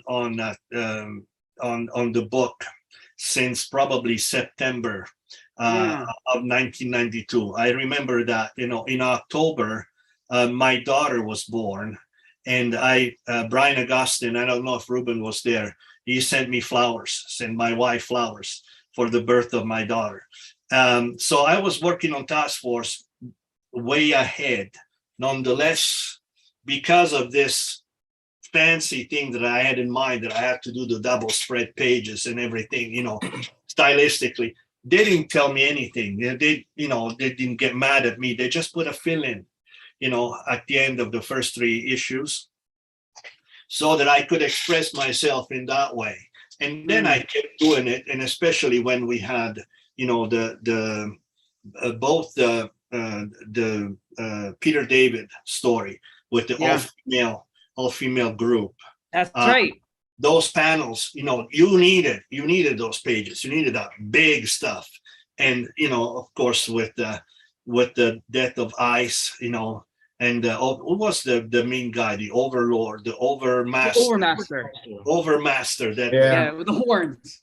Had to be better than Galactus. He needed big pages. He needed big pictures. And so the dramatic moment was approached by me stylistically for impact, a visual impact. I don't remember exactly the panel where she dies, but I think I did the got it. reprise of Michelangelo Pietà. Can't remember that. Oh, there she is there. Okay. She's Yeah. zapped there. Okay.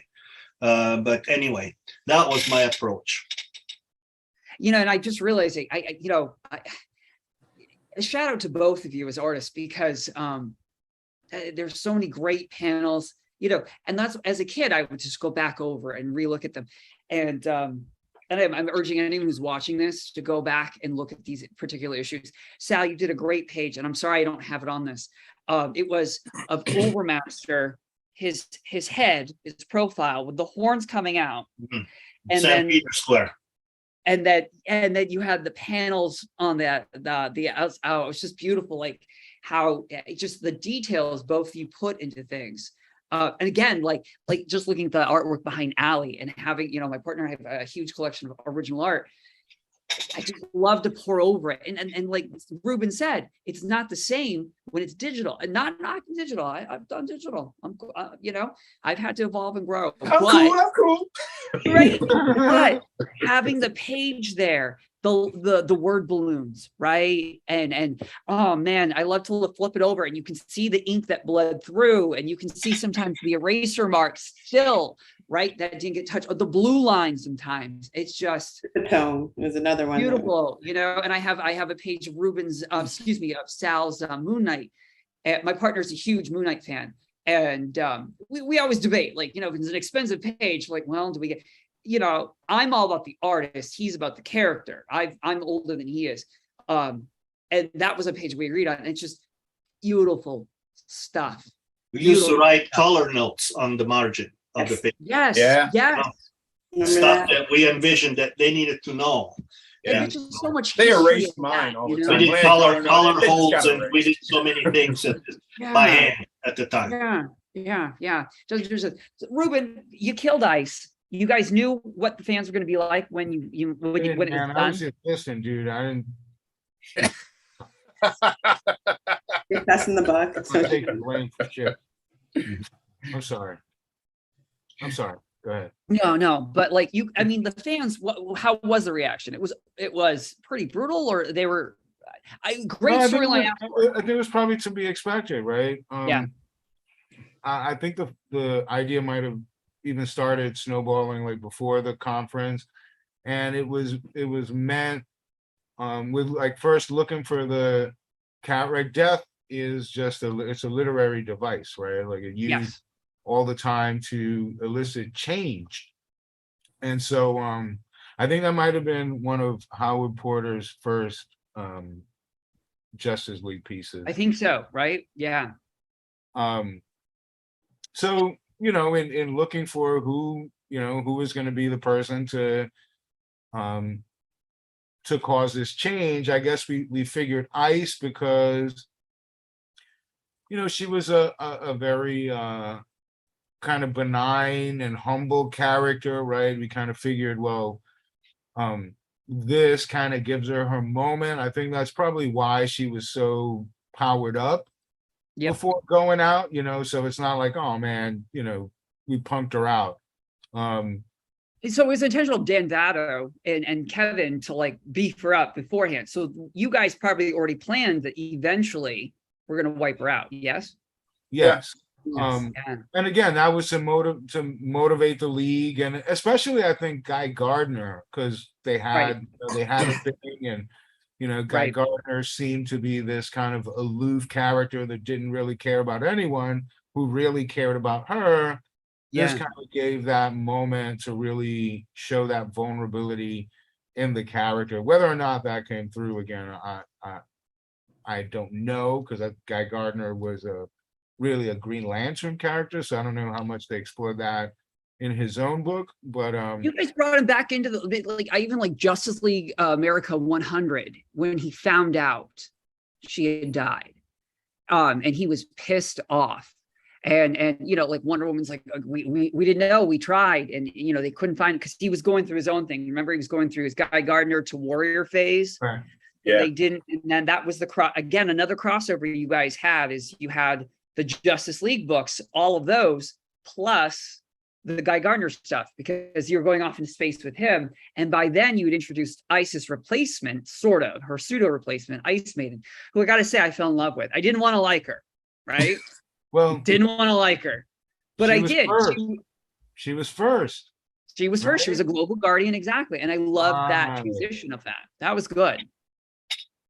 'Cause Like I think we noted that at some point, and it was like noting that Ice and Ice Maiden were two completely different, right? She's blue. Mhm. Correct. So I think that was also then an opportunity now to bring in this other character that's like the character that just died, but not really. I think similar to maybe how I think later in the Power Girl, her ongoing that Jimmy Palmiotti and Amanda Connor did, right? Didn't they kind of resurrect Terra, but it wasn't really the Terra?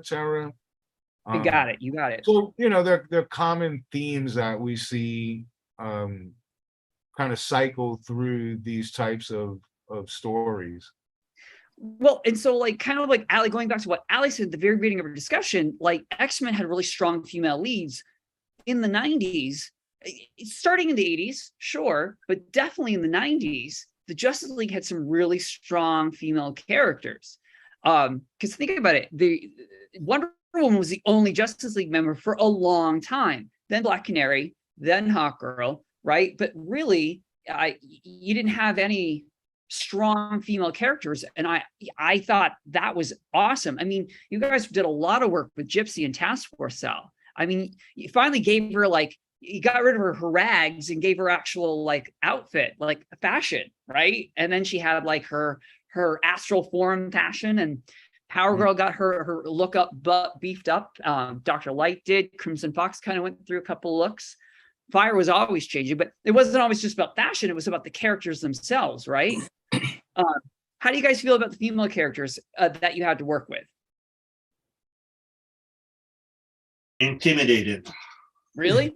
Yeah, because you have to convey the idea of femininity and the idea of power at the same time without falling into the trap of trying to do the sexy women, because it's not proper for a superhero woman. The superhero woman has a different aura. It's not the sexy girl, but it's the powerful woman. So I had to be very careful not to make him too muscular, because I have that tendency. But I wanted to give him the right stature, the right psychological stature. In fact, that those issues that we did with Peter David, with the all-female Justice League task force, including the Martian Manhunter, that was an interesting experiment, because at the same time, a Martian Manhunter had to be feminine and masculine. So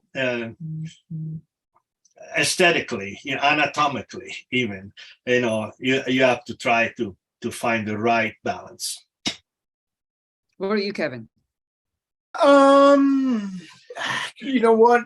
Quite frankly, I was really kind of indifferent to it, in the sense that was just the characters that were on the team. Yeah.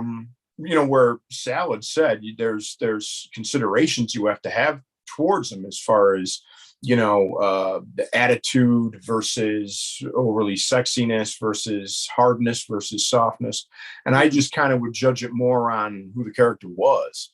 A character like Ice, for example, her contours would just be a little smoother or a little less subtle than Wonder Woman, who would have a little more, meat to her, a little more muscle. So I would just approach each character that way. And, beyond that, they were just all who's on the team right now kind of thing. And that was just the characters I had to work with. So again, the 90s get a bad rap though, right? You got your overbeat men, you got your over-sexualized women. Did you guys feel like you had to pander to the 90s aesthetic? Well, me, no, because at that point, though, that was kind of the beginning of it. We didn't really start getting the insane, basketball sized breasts people were starting to slap on people. That was just Right. totally unrealistic, and waists that would be concave, shallower than a head. Right. We were kind of more at a little bit prior to that kind of thing. And that really started to pick up then kind of year after year after year. So at that point, I mean, I just wanted to make sure I had everybody's anatomy in its proper perspective and everything. I wasn't thinking in terms of, oh, these need to be bigger or anything else. Because that really became just asinine as it was.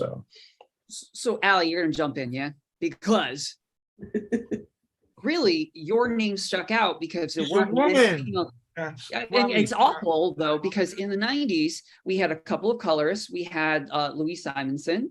I can think of like Trina Robinson, who did she did a lot of underground stuff. She did some Wonder Woman stuff for DC, but there weren't a lot. So like as a little kid, 12 years old, 13 years old, a woman, that's cool, right? Like, and I loved Wonder Woman. I loved Power Girl. I loved Dr. Light. I thought they were cool characters, Crimson Fox, et cetera, et cetera, et cetera.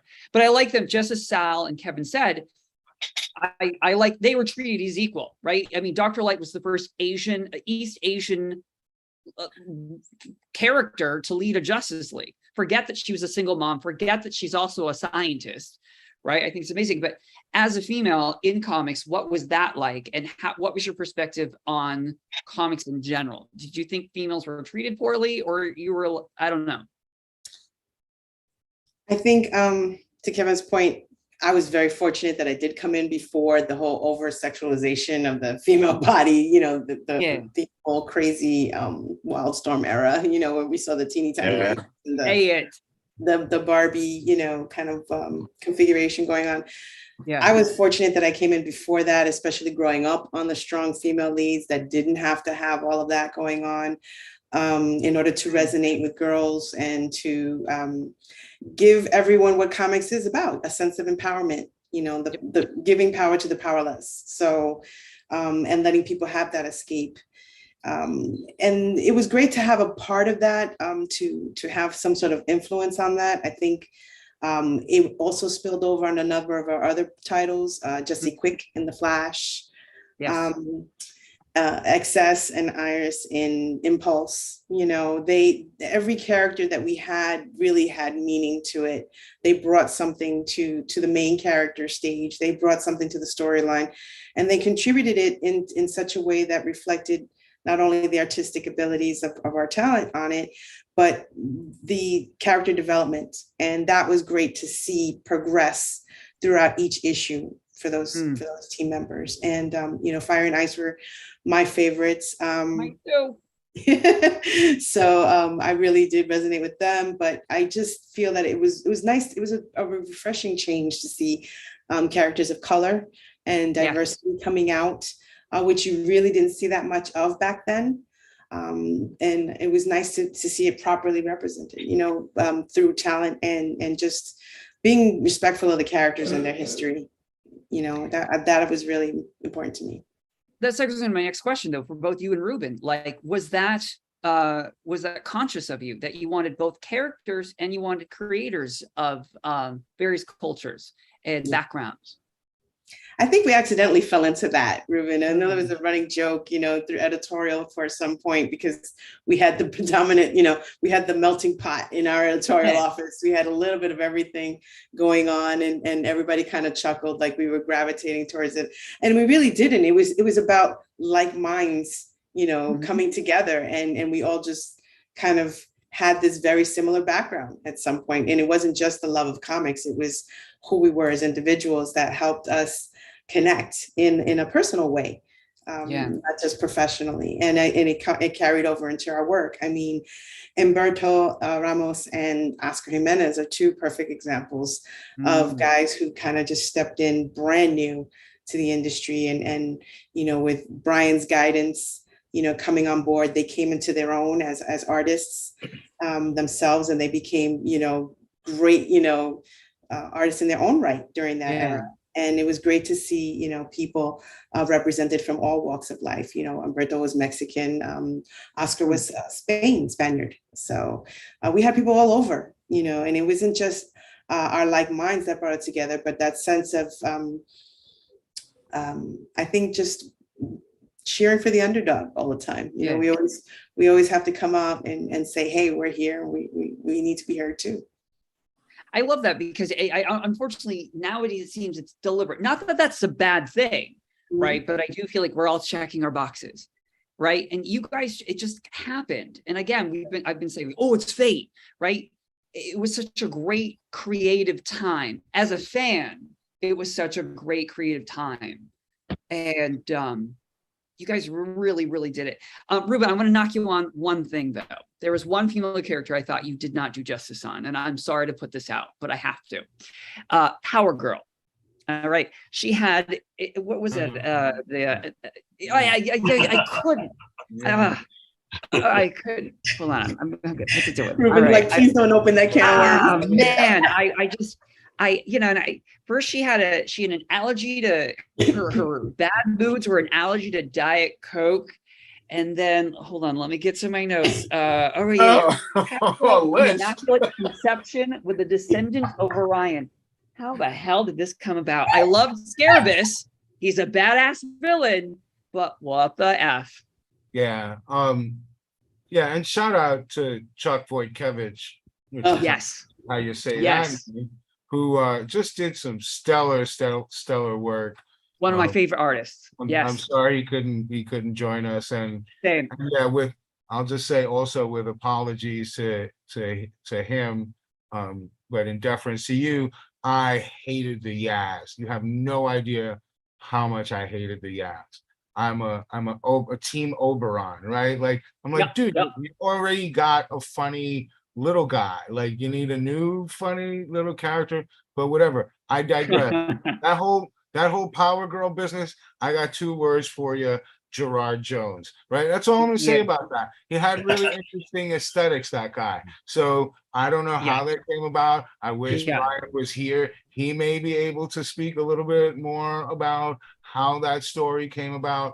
But yeah, in the rundown, Justice League Europe was the one that I probably connected with the least in terms of the storyline, right? I don't know. I didn't approve that, but it wasn't my place to. Again, I think it came out great, but it did in the end, right? In the end, it was cool. Sometimes stuff is great on paper, right? You're on the phone and you're talking out these ideas, and it sounds wonderful, and then somebody has to make sense on it. I mean, I'm knocking on Jerry for obvious reasons, but this stuff is difficult, right? Especially to an earlier point of dealing with multiple characters and trying to keep them all interesting. And while it's I think we're also interested in the personality behind the characters. It's comics, right? So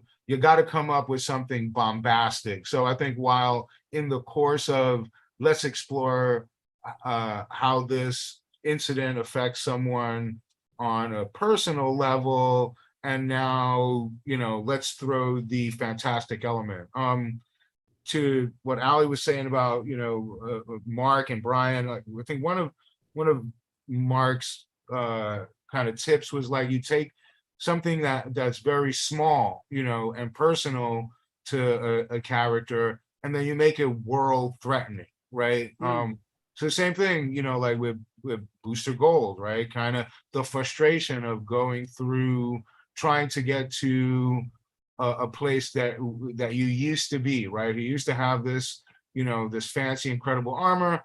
Now he's stuck in this clunker, right? It's like when once upon a time you were able to afford a nice car. Now you got a beater. Oh man, I got to work some overtime. Again, Power Girl and her Immaculate Conception. Like, it sounds weird, but all right, how does this person now deal with being responsible, directly for the creation of this human being that now is created fully, right? And I guess, like, from a writer's perspective, that could be an interesting challenge. So how do you reconcile all of that into 22 pages with enough, special effects stuff so that the artist isn't just drawing talking heads. So Right, and make it a comic book, right? Superhero. Yeah. right. So, sometimes we do stuff and we're like, yeah, maybe not. And somebody comes along and then changes it, right? That's comics. So much stuff I look at now, I'm like, that character's what? Wait, that's not that character anymore? Okay. And to a certain point, you kind of, again, have to let go. It's fantasy fiction. We're trying to have fun. We're trying to move people in the moment. And if you don't like it, that's okay. Somebody's going to come along. And I think Despero is back to being Despero now. Yes. A bunch of stuff that was, again, the Ray is gay. And not that any of that. I don't particularly, again, feel like, oh, that's not my Ray. I don't know. Like, that's somebody's Ray. It's not my Ray because I wasn't reading it. Right. Yeah. Right. Every character means something to everyone. When somebody out there likes a blue and red Superman, I guarantee you there's somebody out there that's Kind of not do a little. Jurgens, Yeah. right, that likes red Superman, blue Superman, and thought it was the coolest thing in the world. So, Yep. God bless. So, and speaking of which, kind of segue. So Sal loves Batman, but what about you guys of DC Comics thinking about focusing on the 90s, right? Sal, another beautiful piece I love that's like etched in my mind. All right. Did any of you have like a favorite? So like Allie, you love Fire and Ice? Yes. Yeah, but I think my all-time favorite would have to be Jesse Quick. Well, what about I love Jesse Quick too. I mean, oh man, particularly because Christopher Priest wrote a Wonder Woman Plus issue with her in it. Mm-hmm. And then of course I love the Flash. I mean, Brian and Mark's Flash was just awesome. Why Jesse?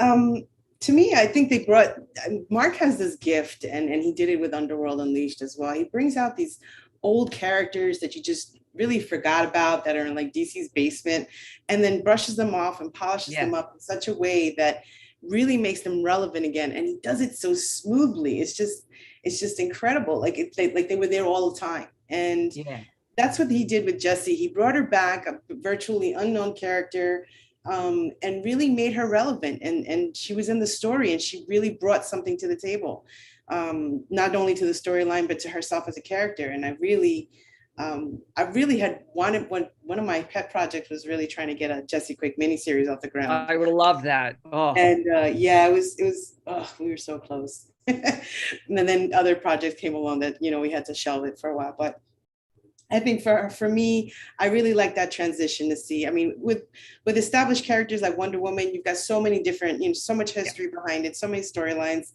It's a easy go-to. But when you go to other characters that really don't get the spotlight as much, and you really get to see them from the ground up and turning to something that really strikes home, that's what I think is really good storytelling right there. Those are good. I would have loved the miniseries. That's awesome. Kevin, how about you? A favorite DC character?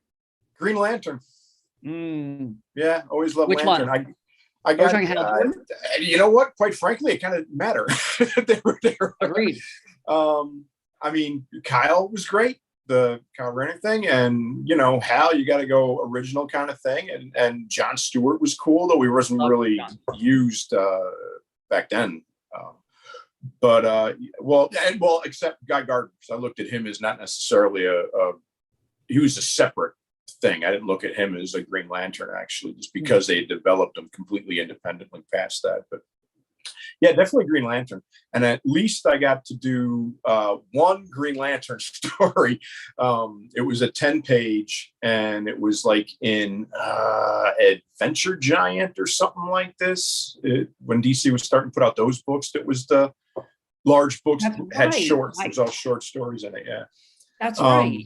Yeah. So yeah, I finally got, it was like one of the last things I did for DC when I kind of ended the first phase of my comic career.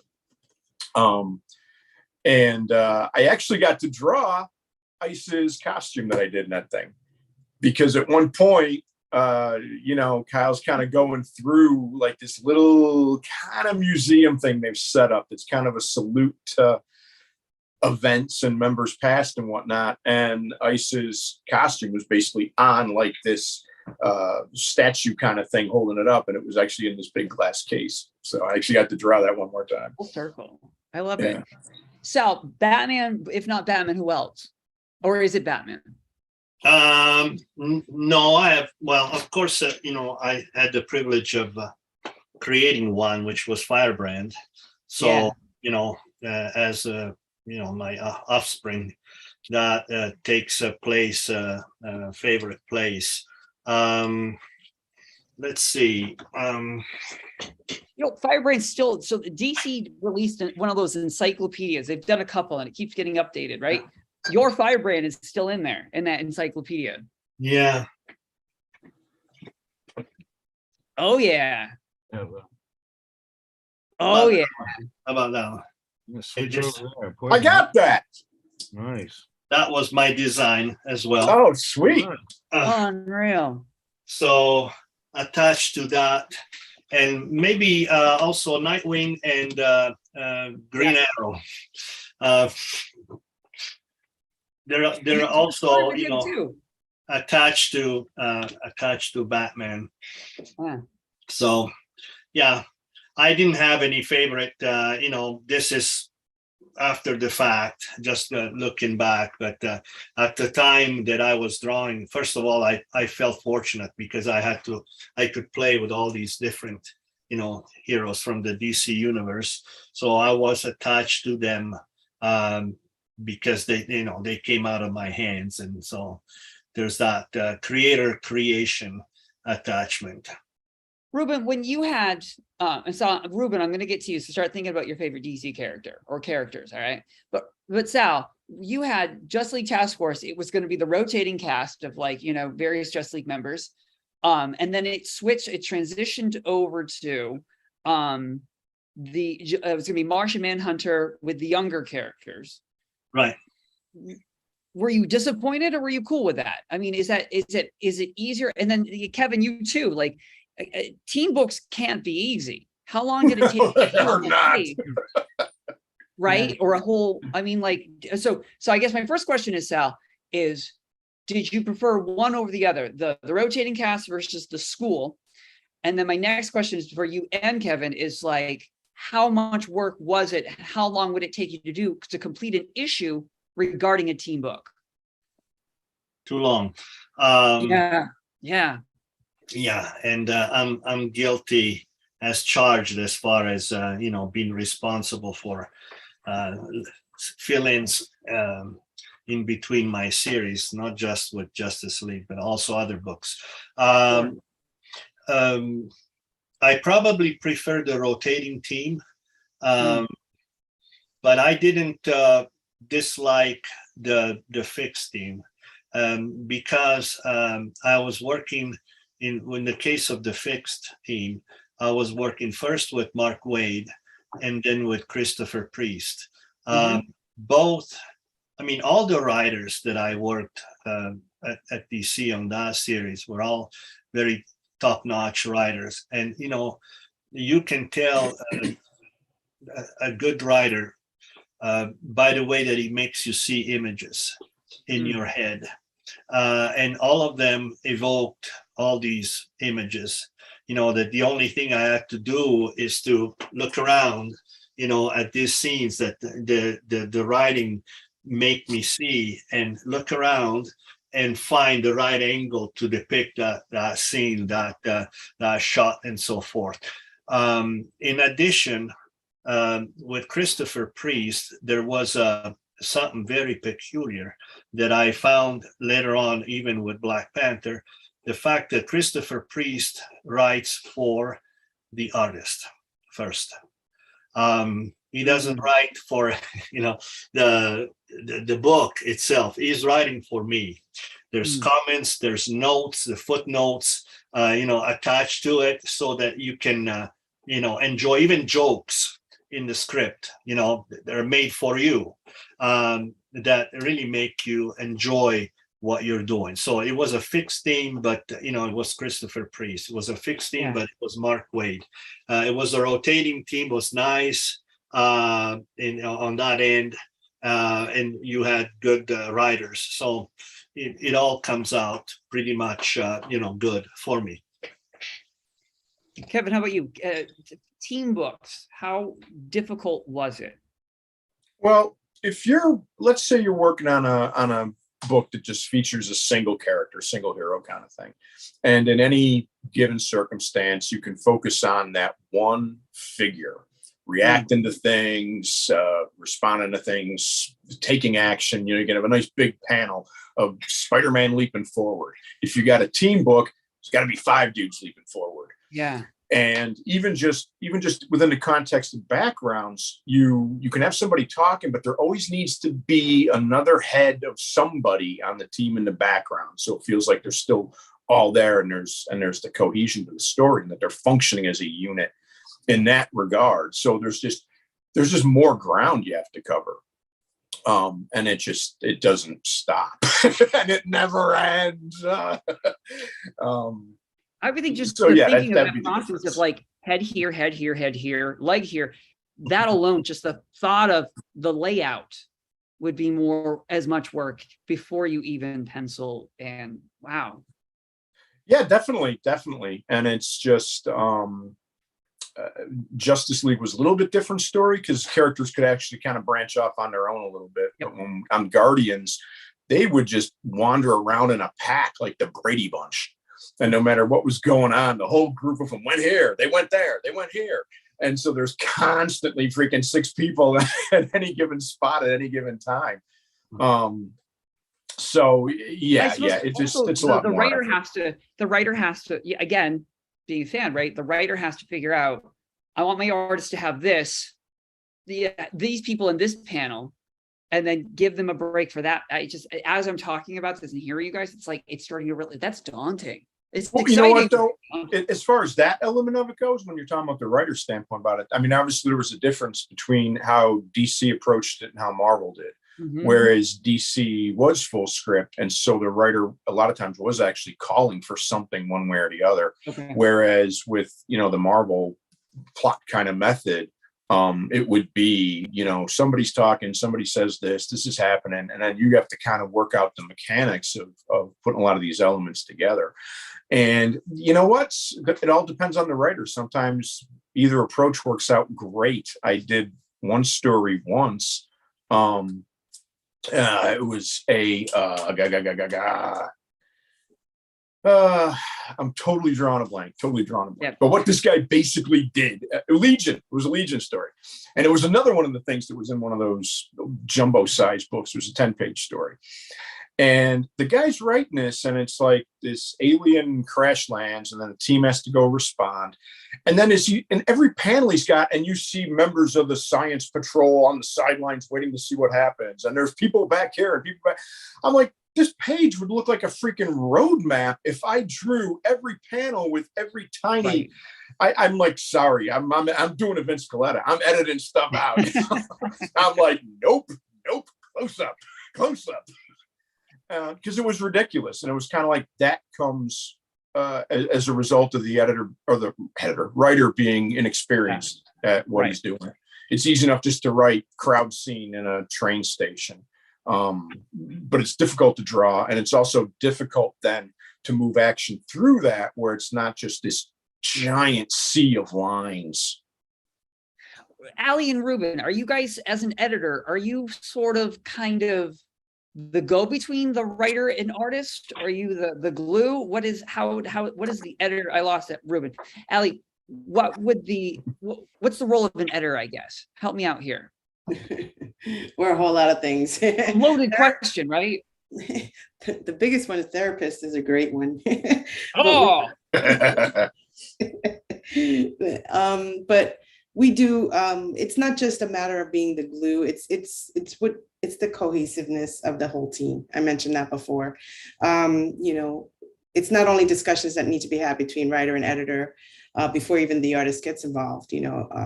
Before there were major story conferences, people had to do just sit downs one-on-ones. But I think we were fortunate in our teams that we didn't have a lot of creative differences. Everybody was gelled very well with each other. We were all very respectful of what we were looking for.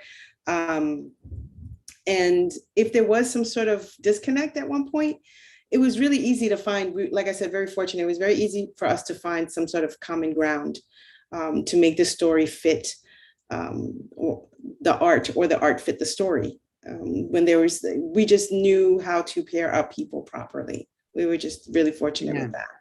And like I said, Sal can tell you, everybody was given a lot of artistic license.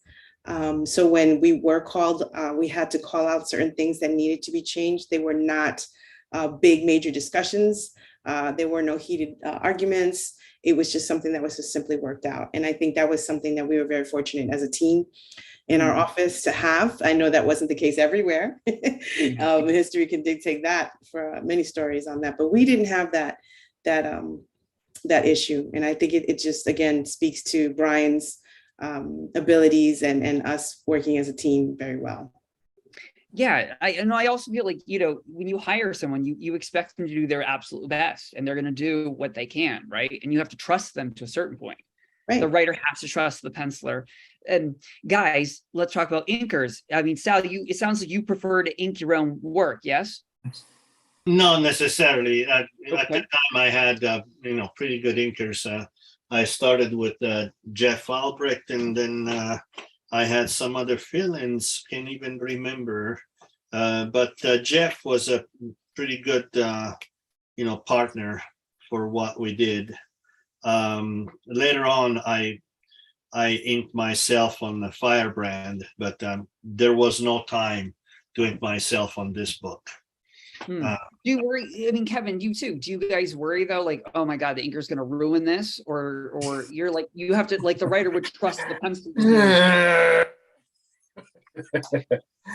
I don't have the greatest experiences with having been partnered with inkers that I've meshed well with. I'm sure a lot of these guys look great on other pencilers, but sometimes there was just a disconnect. So I don't want to. I'm not dropping names or anything like that. I don't want to. In the entire course of my history, there's really only been a handful of inkers that I've really thought worked well with what I was doing and everything else. Name them. I don't want to name the good inkers that you worked with. The good ones? Yeah. Okay, let's see. I liked Dan Davis. I liked Phil Moy. I liked Joe Rubenstein. Gosh, who else? Trying to think of the different books I was working on. Rick Burkett and Ken Branch. I mean, they were definitely pulling, my banking out of the fire when I was on Justice League. I know. How could I forget them? I mean, some of the stuff, they definitely helped on the final images a lot on what I was working on there. So, hey, Kevin, at the time, how tight were your pencils? Tight. I mean, as tight as they are now. I mean, I've always just kind of. Were they tighter than the inking? Because that was my problem. My pencils were tighter than the inking. And you know what? We lost in translation that way. That was, you know what? My take had always been, if whatever the inker's doing, it just make us look better. If it's not going to get to where I was on the pencils, my work's not strong enough to take a step backwards. So, that was just kind of my opinion. It's either do better, or at the very least, just don't botch it somehow, one way or the other. But no, my pencils have always been tight, and then just as my art's evolved, and I'm kind of in a different place now than when I was, the style I was using, everything else back then, it's a lot more detailed now, so it's even tighter pencils and whatnot. So, and actually the last couple of things I've worked on, I have actually been inking myself.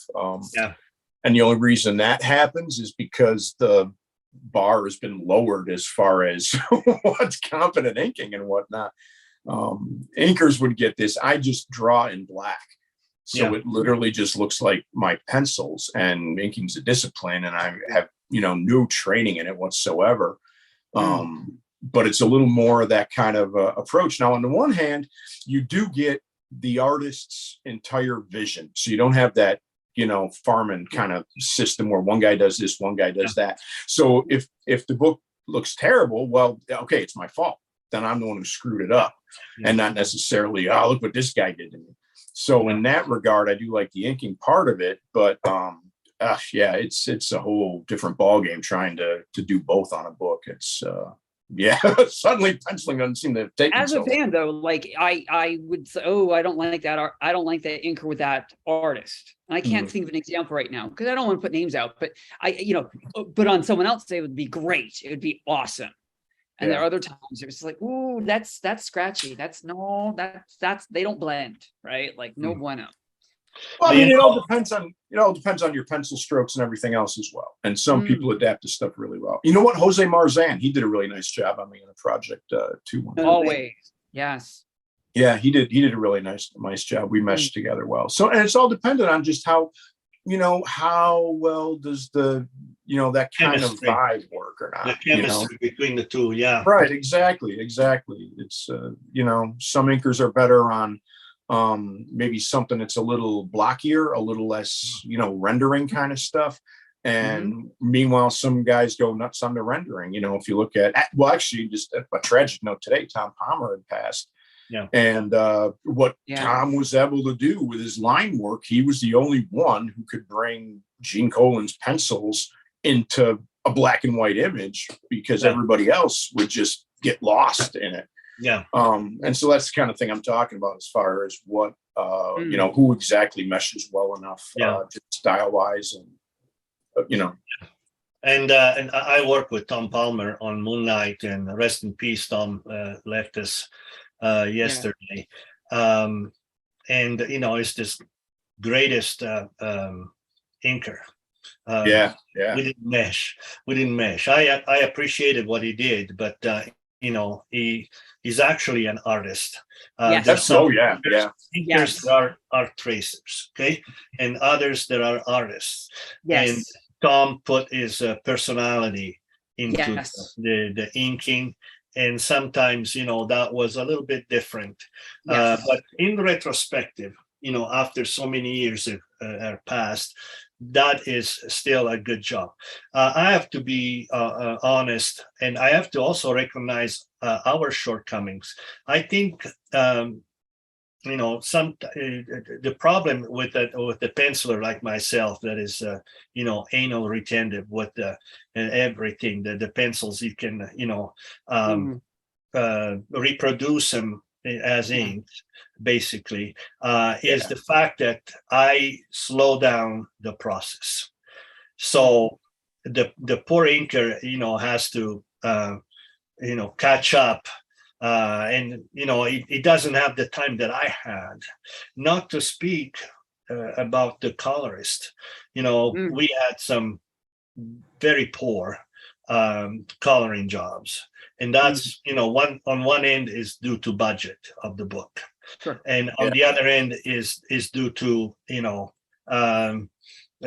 punctuality, because, and again, the one that, speeds up or slows down the job is the penciler. So I'm responsible for many of those, overnight coloring jobs that didn't look like they could have been. Ruben, we're back to you. Welcome back. Favorite character DC Comics? I haven't forgotten. Oh, that's okay. Oh my goodness, there's so much to say. I know, right? I'm a teen book mark, so working on the Justice League was great, but my favorite DC characters are the Teen Titans. Yes. Which was a funny, kind of funny and interesting story as it related to the Grant Morrison Justice League.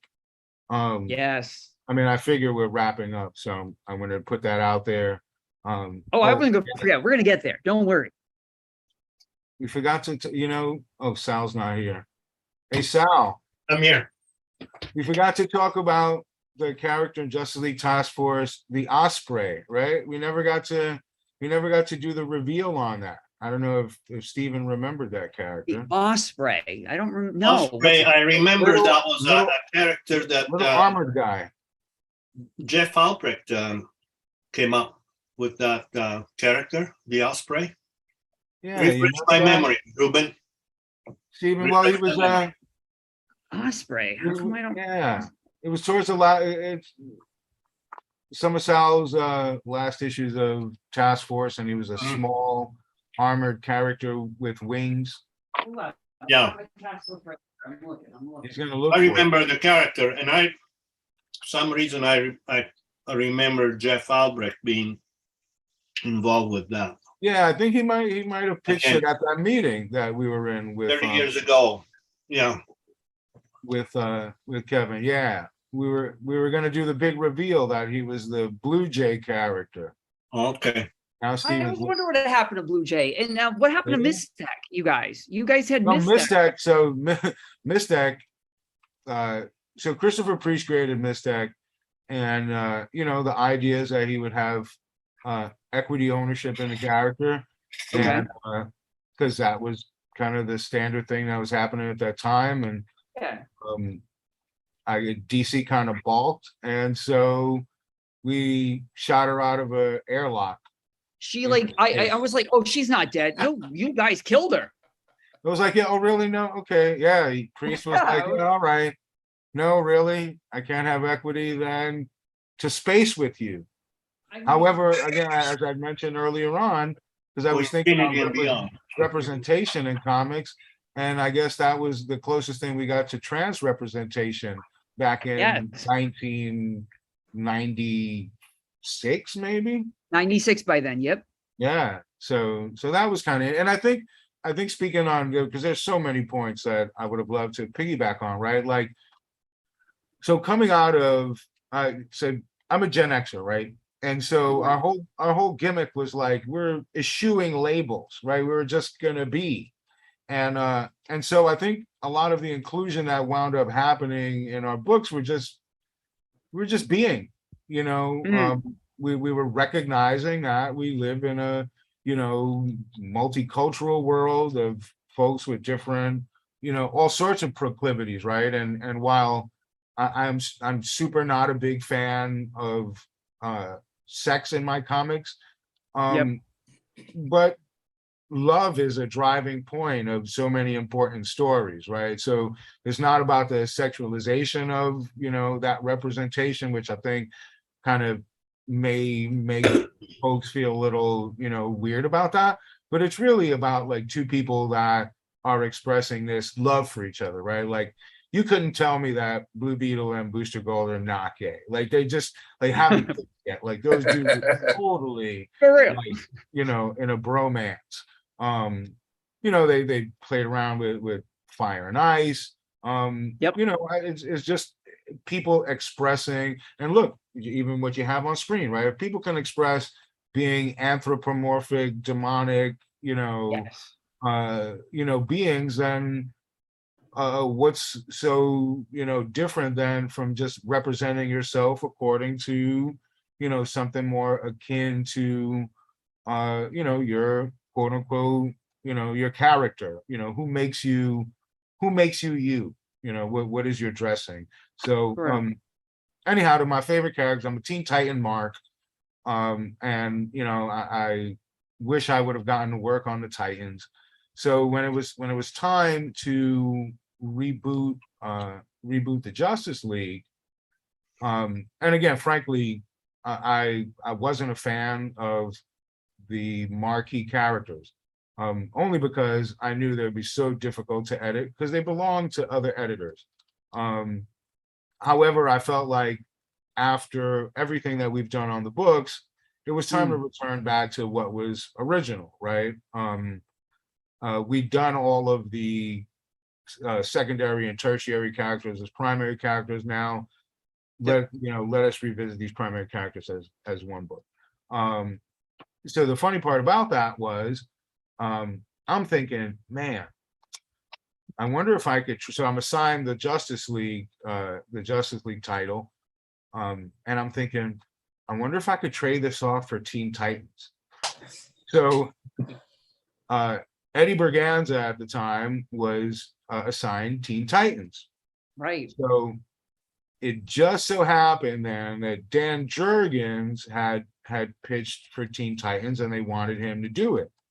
So I'm like, damn, because I'd already worked with Dan on Justice League, right? So that kind of blocked him out of going, not really blocked him out, but he on Titans was new and different, right? So that kind of It's a whole new cast. He brought in Lilith, right, right? and that was a thing too, right? Because I'm like, oh man, he's doing all these new characters. No, I want Robin and Starfire and all of the Titans that again resonated with me. So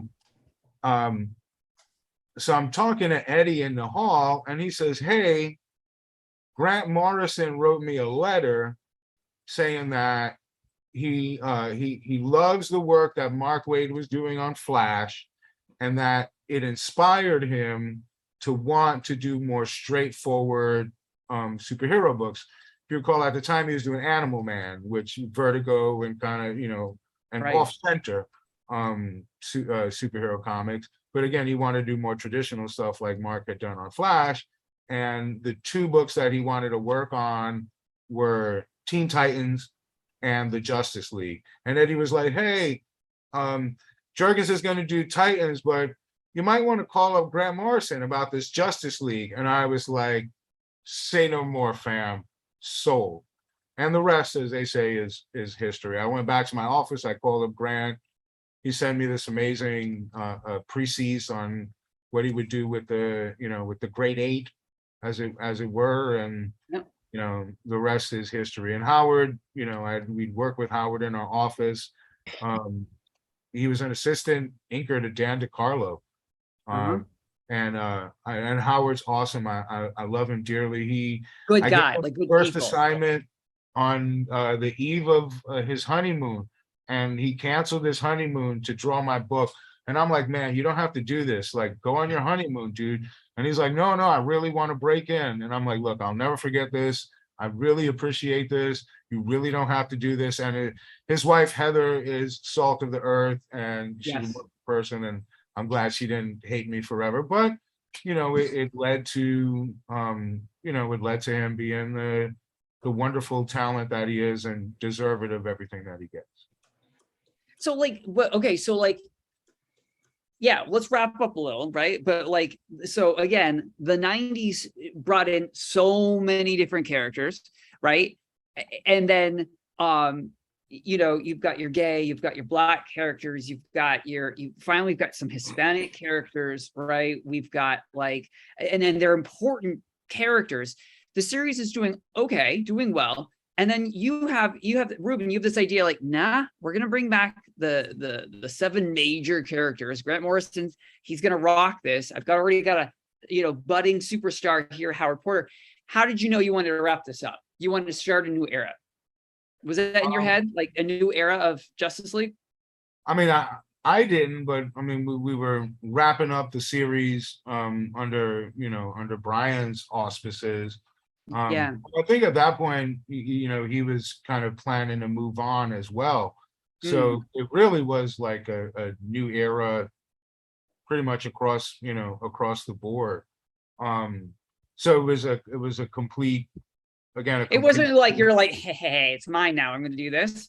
Yeah, no, not really, because again, I knew that the book that I wanted to do was not the book that I wanted to edit, right? Okay. I'd always said that was a book that needed to be edited by one of the group editors, right? Like someone who oversaw all of the other books, right? When it's Fire and Ice and Guy Gardner, we can do whatever we want, But now we're talking about Superman, Batman, Wonder Woman. Martian Manhunter was the only character that we really had any kind of autonomy over, but that's what editorially I felt the book needed. And the fans wanted to see, even if it wasn't necessarily personally what I had wanted to do. And then once it was successful, it was great because I'm like, great, now I could just, kind of pass this off and go on to greener pastures. And, that's what led, I went over to Wildstorm for like a cup of tea.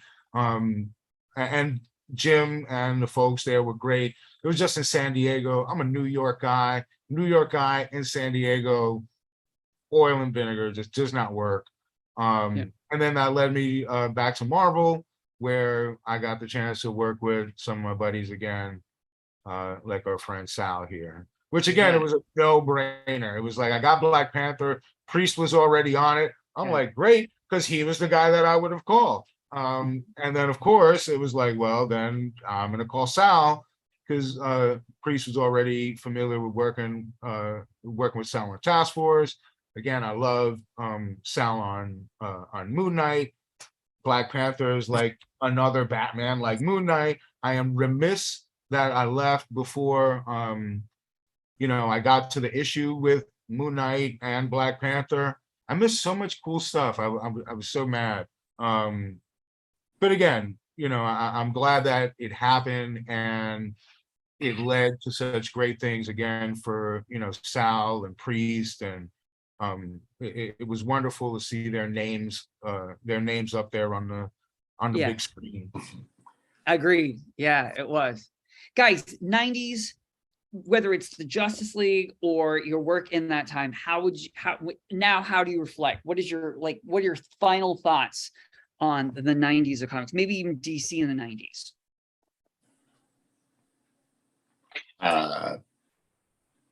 Okay. Okay, I'll go. I was drawn eyes too big and feet too small. Yeah. The work now is phenomenal, dude. Oh my God. It is amazing. It's amazing.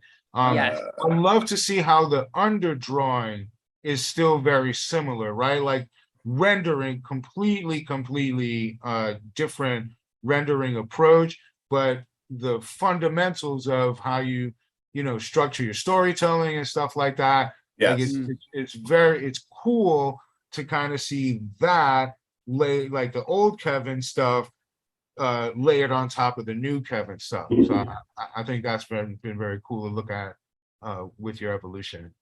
Yeah, well, thanks. I mean, obviously, storytelling is really the fundamental part of it. If you don't have that right, then it doesn't matter, what anything else looks like. It's not legible, it's not readable, and it doesn't get the point across. But yeah, no, basically, it was just a growing thing, and I just look back at everything back then, going, man, I sure as hell like to redraw that. But it is what it is, and it was, like I say, it's sometimes deadlines are dictating just how much time you have to work on something, and when you overextend yourself, like I may have done, there just isn't enough time to really focus on each project and get as much as you wanted to out of it. So it's it's a juggling act, just trying to keep it all, everything satisfied, and at the same time put out as good a job as you can. What about you, Sal? That was a great answer. What do you think? That was perhaps the moment where I was growing the most. It started, the 90s started, was it Moon Knight at the end of the 80s? 88, Yeah. And so transitioned me to Continuity Comics and working for Neil Adams, one of my idols and mentors. And then into DC with all the stuff that I told you about working with Brian Augustyn. So these people were, fundamental. They were pivotal in my career for, the kind of support that I got and what I learned, or what I was encouraged, or I was left free to do. And it was a busy time. It was a busy time. And looking back, what I can remember is I can't even remember the stories very well. But I can remember the relationship I had with some of these people, even including the writers. You know, we created a good rapport with Michael Jen Friedman at the time, which we still have. We went on to make proposals. You wouldn't believe how many pitches for stuff that were never done were created at that time because of the friendship and connections that I made with these different people working on different things. So it was a very fertile time for me. Allie, I have 90s. to, I have to Easy agree come. with Val on that one. I think a lot of the relationships that were built during that time really carried over all these years. I mean, Ruben is easily able to connect with me just even today regarding the podcast, you know, and it's been 20 plus years that we've been in an office together. So, and that just speaks to the people that were involved in the whole process. You know, all of us still are interconnected in one way or another, or in Sal's case, you know, only like 2 degrees of separation, you know, to the person that you've either idolized or have not been able to connect with for whatever reason. It's easy to reach out because you still have so many others that are still there and a part of our lives in some way. And it just speaks to the whole industry. Like back then, I think it's a lost, I don't know, I can't say that it's still there. I feel like the soul of the industry is gone. What made it a part of us and why the stories meant so much to us has kind of lost its I don't know, it's just lost it. It lost that heart of it. Now it's just very commercialized and again, It's a corporation. Right, it's just churning it out, Yeah. and then you have a few, you know, big moments and a lot of, you know, crossovers and then announcements. But it's all about the movies now and what you can tie into that IP. You know, it's just, again, it's just lost that finesse for me. And while I'm very grateful that I was there during the time I was, but as Ruben said earlier, what do you do, you know, once you've done what you've always wanted to do? Like by the time I was 30, I was done, you know, like I've done everything I wanted to do.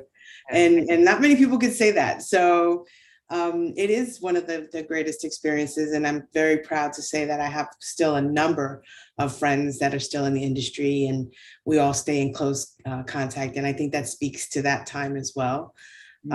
And I'm glad to have been a part of it. I'm very grateful to the people that I've met and I wouldn't change it for the world. I love that. Ruben, talk to me. 90s. What do you think? What do you remember the most? The best of times. It was the worst of times. Yeah. I don't remember much because I Yeah. indulged in a lot of controversial recreational substances. But Whatever gets you through. it still gets me through, man. Right.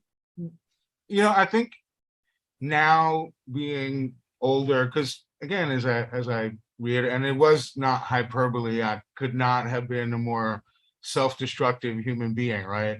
And I think it's in the course of like understanding life, right? And I feel so blessed to have been brought into this, of all things that I could have done, right? For a decade, I participated with a number of incredibly creative, expressive people, right? It's like in 10 years being in like 50 different bands, right? And like we created hundreds, thousands of songs, right? And we toured millions and millions of places, right? Or you go and, you know, people know your name and they know stuff about you that, you know, you forgot about yourself.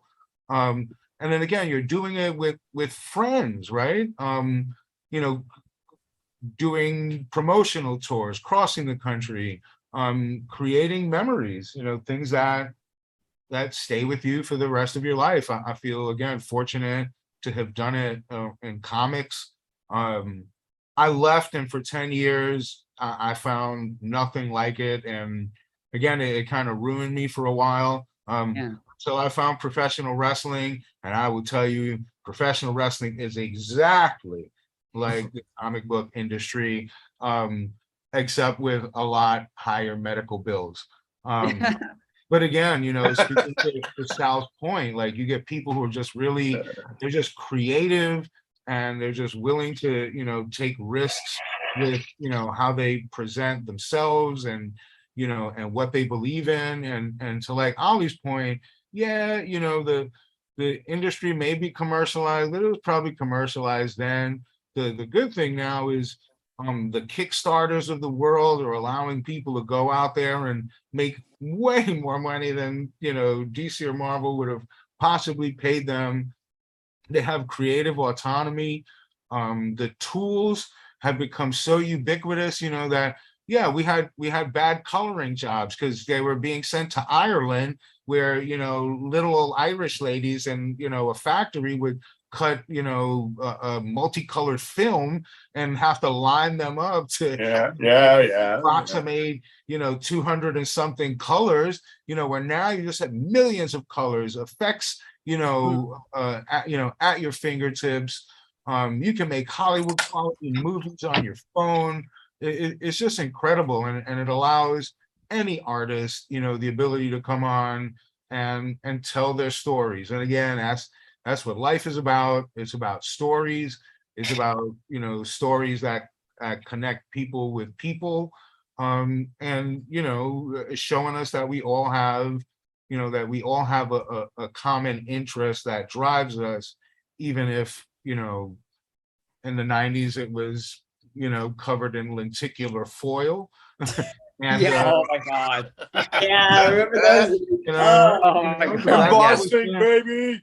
That was it. That was the aesthetic, though, right? We were blinging. We were blinging out, right? If your book didn't have bling, then who were you, right? And now, it's kind of more stripped down, and it's about different things, and the different expressions of artistry come through, and it may not be that time, but for what it is, I take it and I appreciate it. And some of it I don't connect with, and some of it I do, man. I went to a 21 Pilots concert, and I was like, oh man, these dudes are awesome, right? And they are. Right? I'm like, I want to listen to Rolling Stones, right? But no, oh shoot, the 80s are back. So yeah, everything is cyclical, and I just appreciate that it still resonates with you, all this time, and that, you gave me an opportunity to feel validated in those, in those 10 years where, I felt like, yeah, nobody remembers me. And I think that's kind of a good thing for some of the things that I did. But I'm glad you do also remember some of the good things I did. I really appreciate that. And again, thank you for validating me. Well, guys, it's always kind of like, meeting Brian really taught me, like, oh, wow, like, he's cool. Like, and he, smart man, and just gets it, right?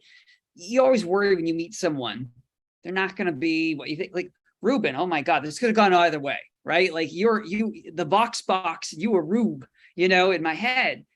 You're as cool, if not cooler, than what I remember, and all of you, your answers just, I'm going to be watching this over and over again. As an educator, as an artist myself, y'all dropped some words of wisdom there about life, and it was great stuff. I can't thank you all enough for doing this, for living my like childhood dream. I mean, that alone. But you've also given me so much more material to like contemplate and consider. And I know my friends and I are going to be talking about this for weeks and weeks and weeks. And I can't thank you guys enough. Oh, so thank you so much. And there was so much more, but I was like, I got to stop, 10:30. But thank you guys. I love you very much. And I appreciate everything you guys did. Thank you. Thank you all. Peace. Bye.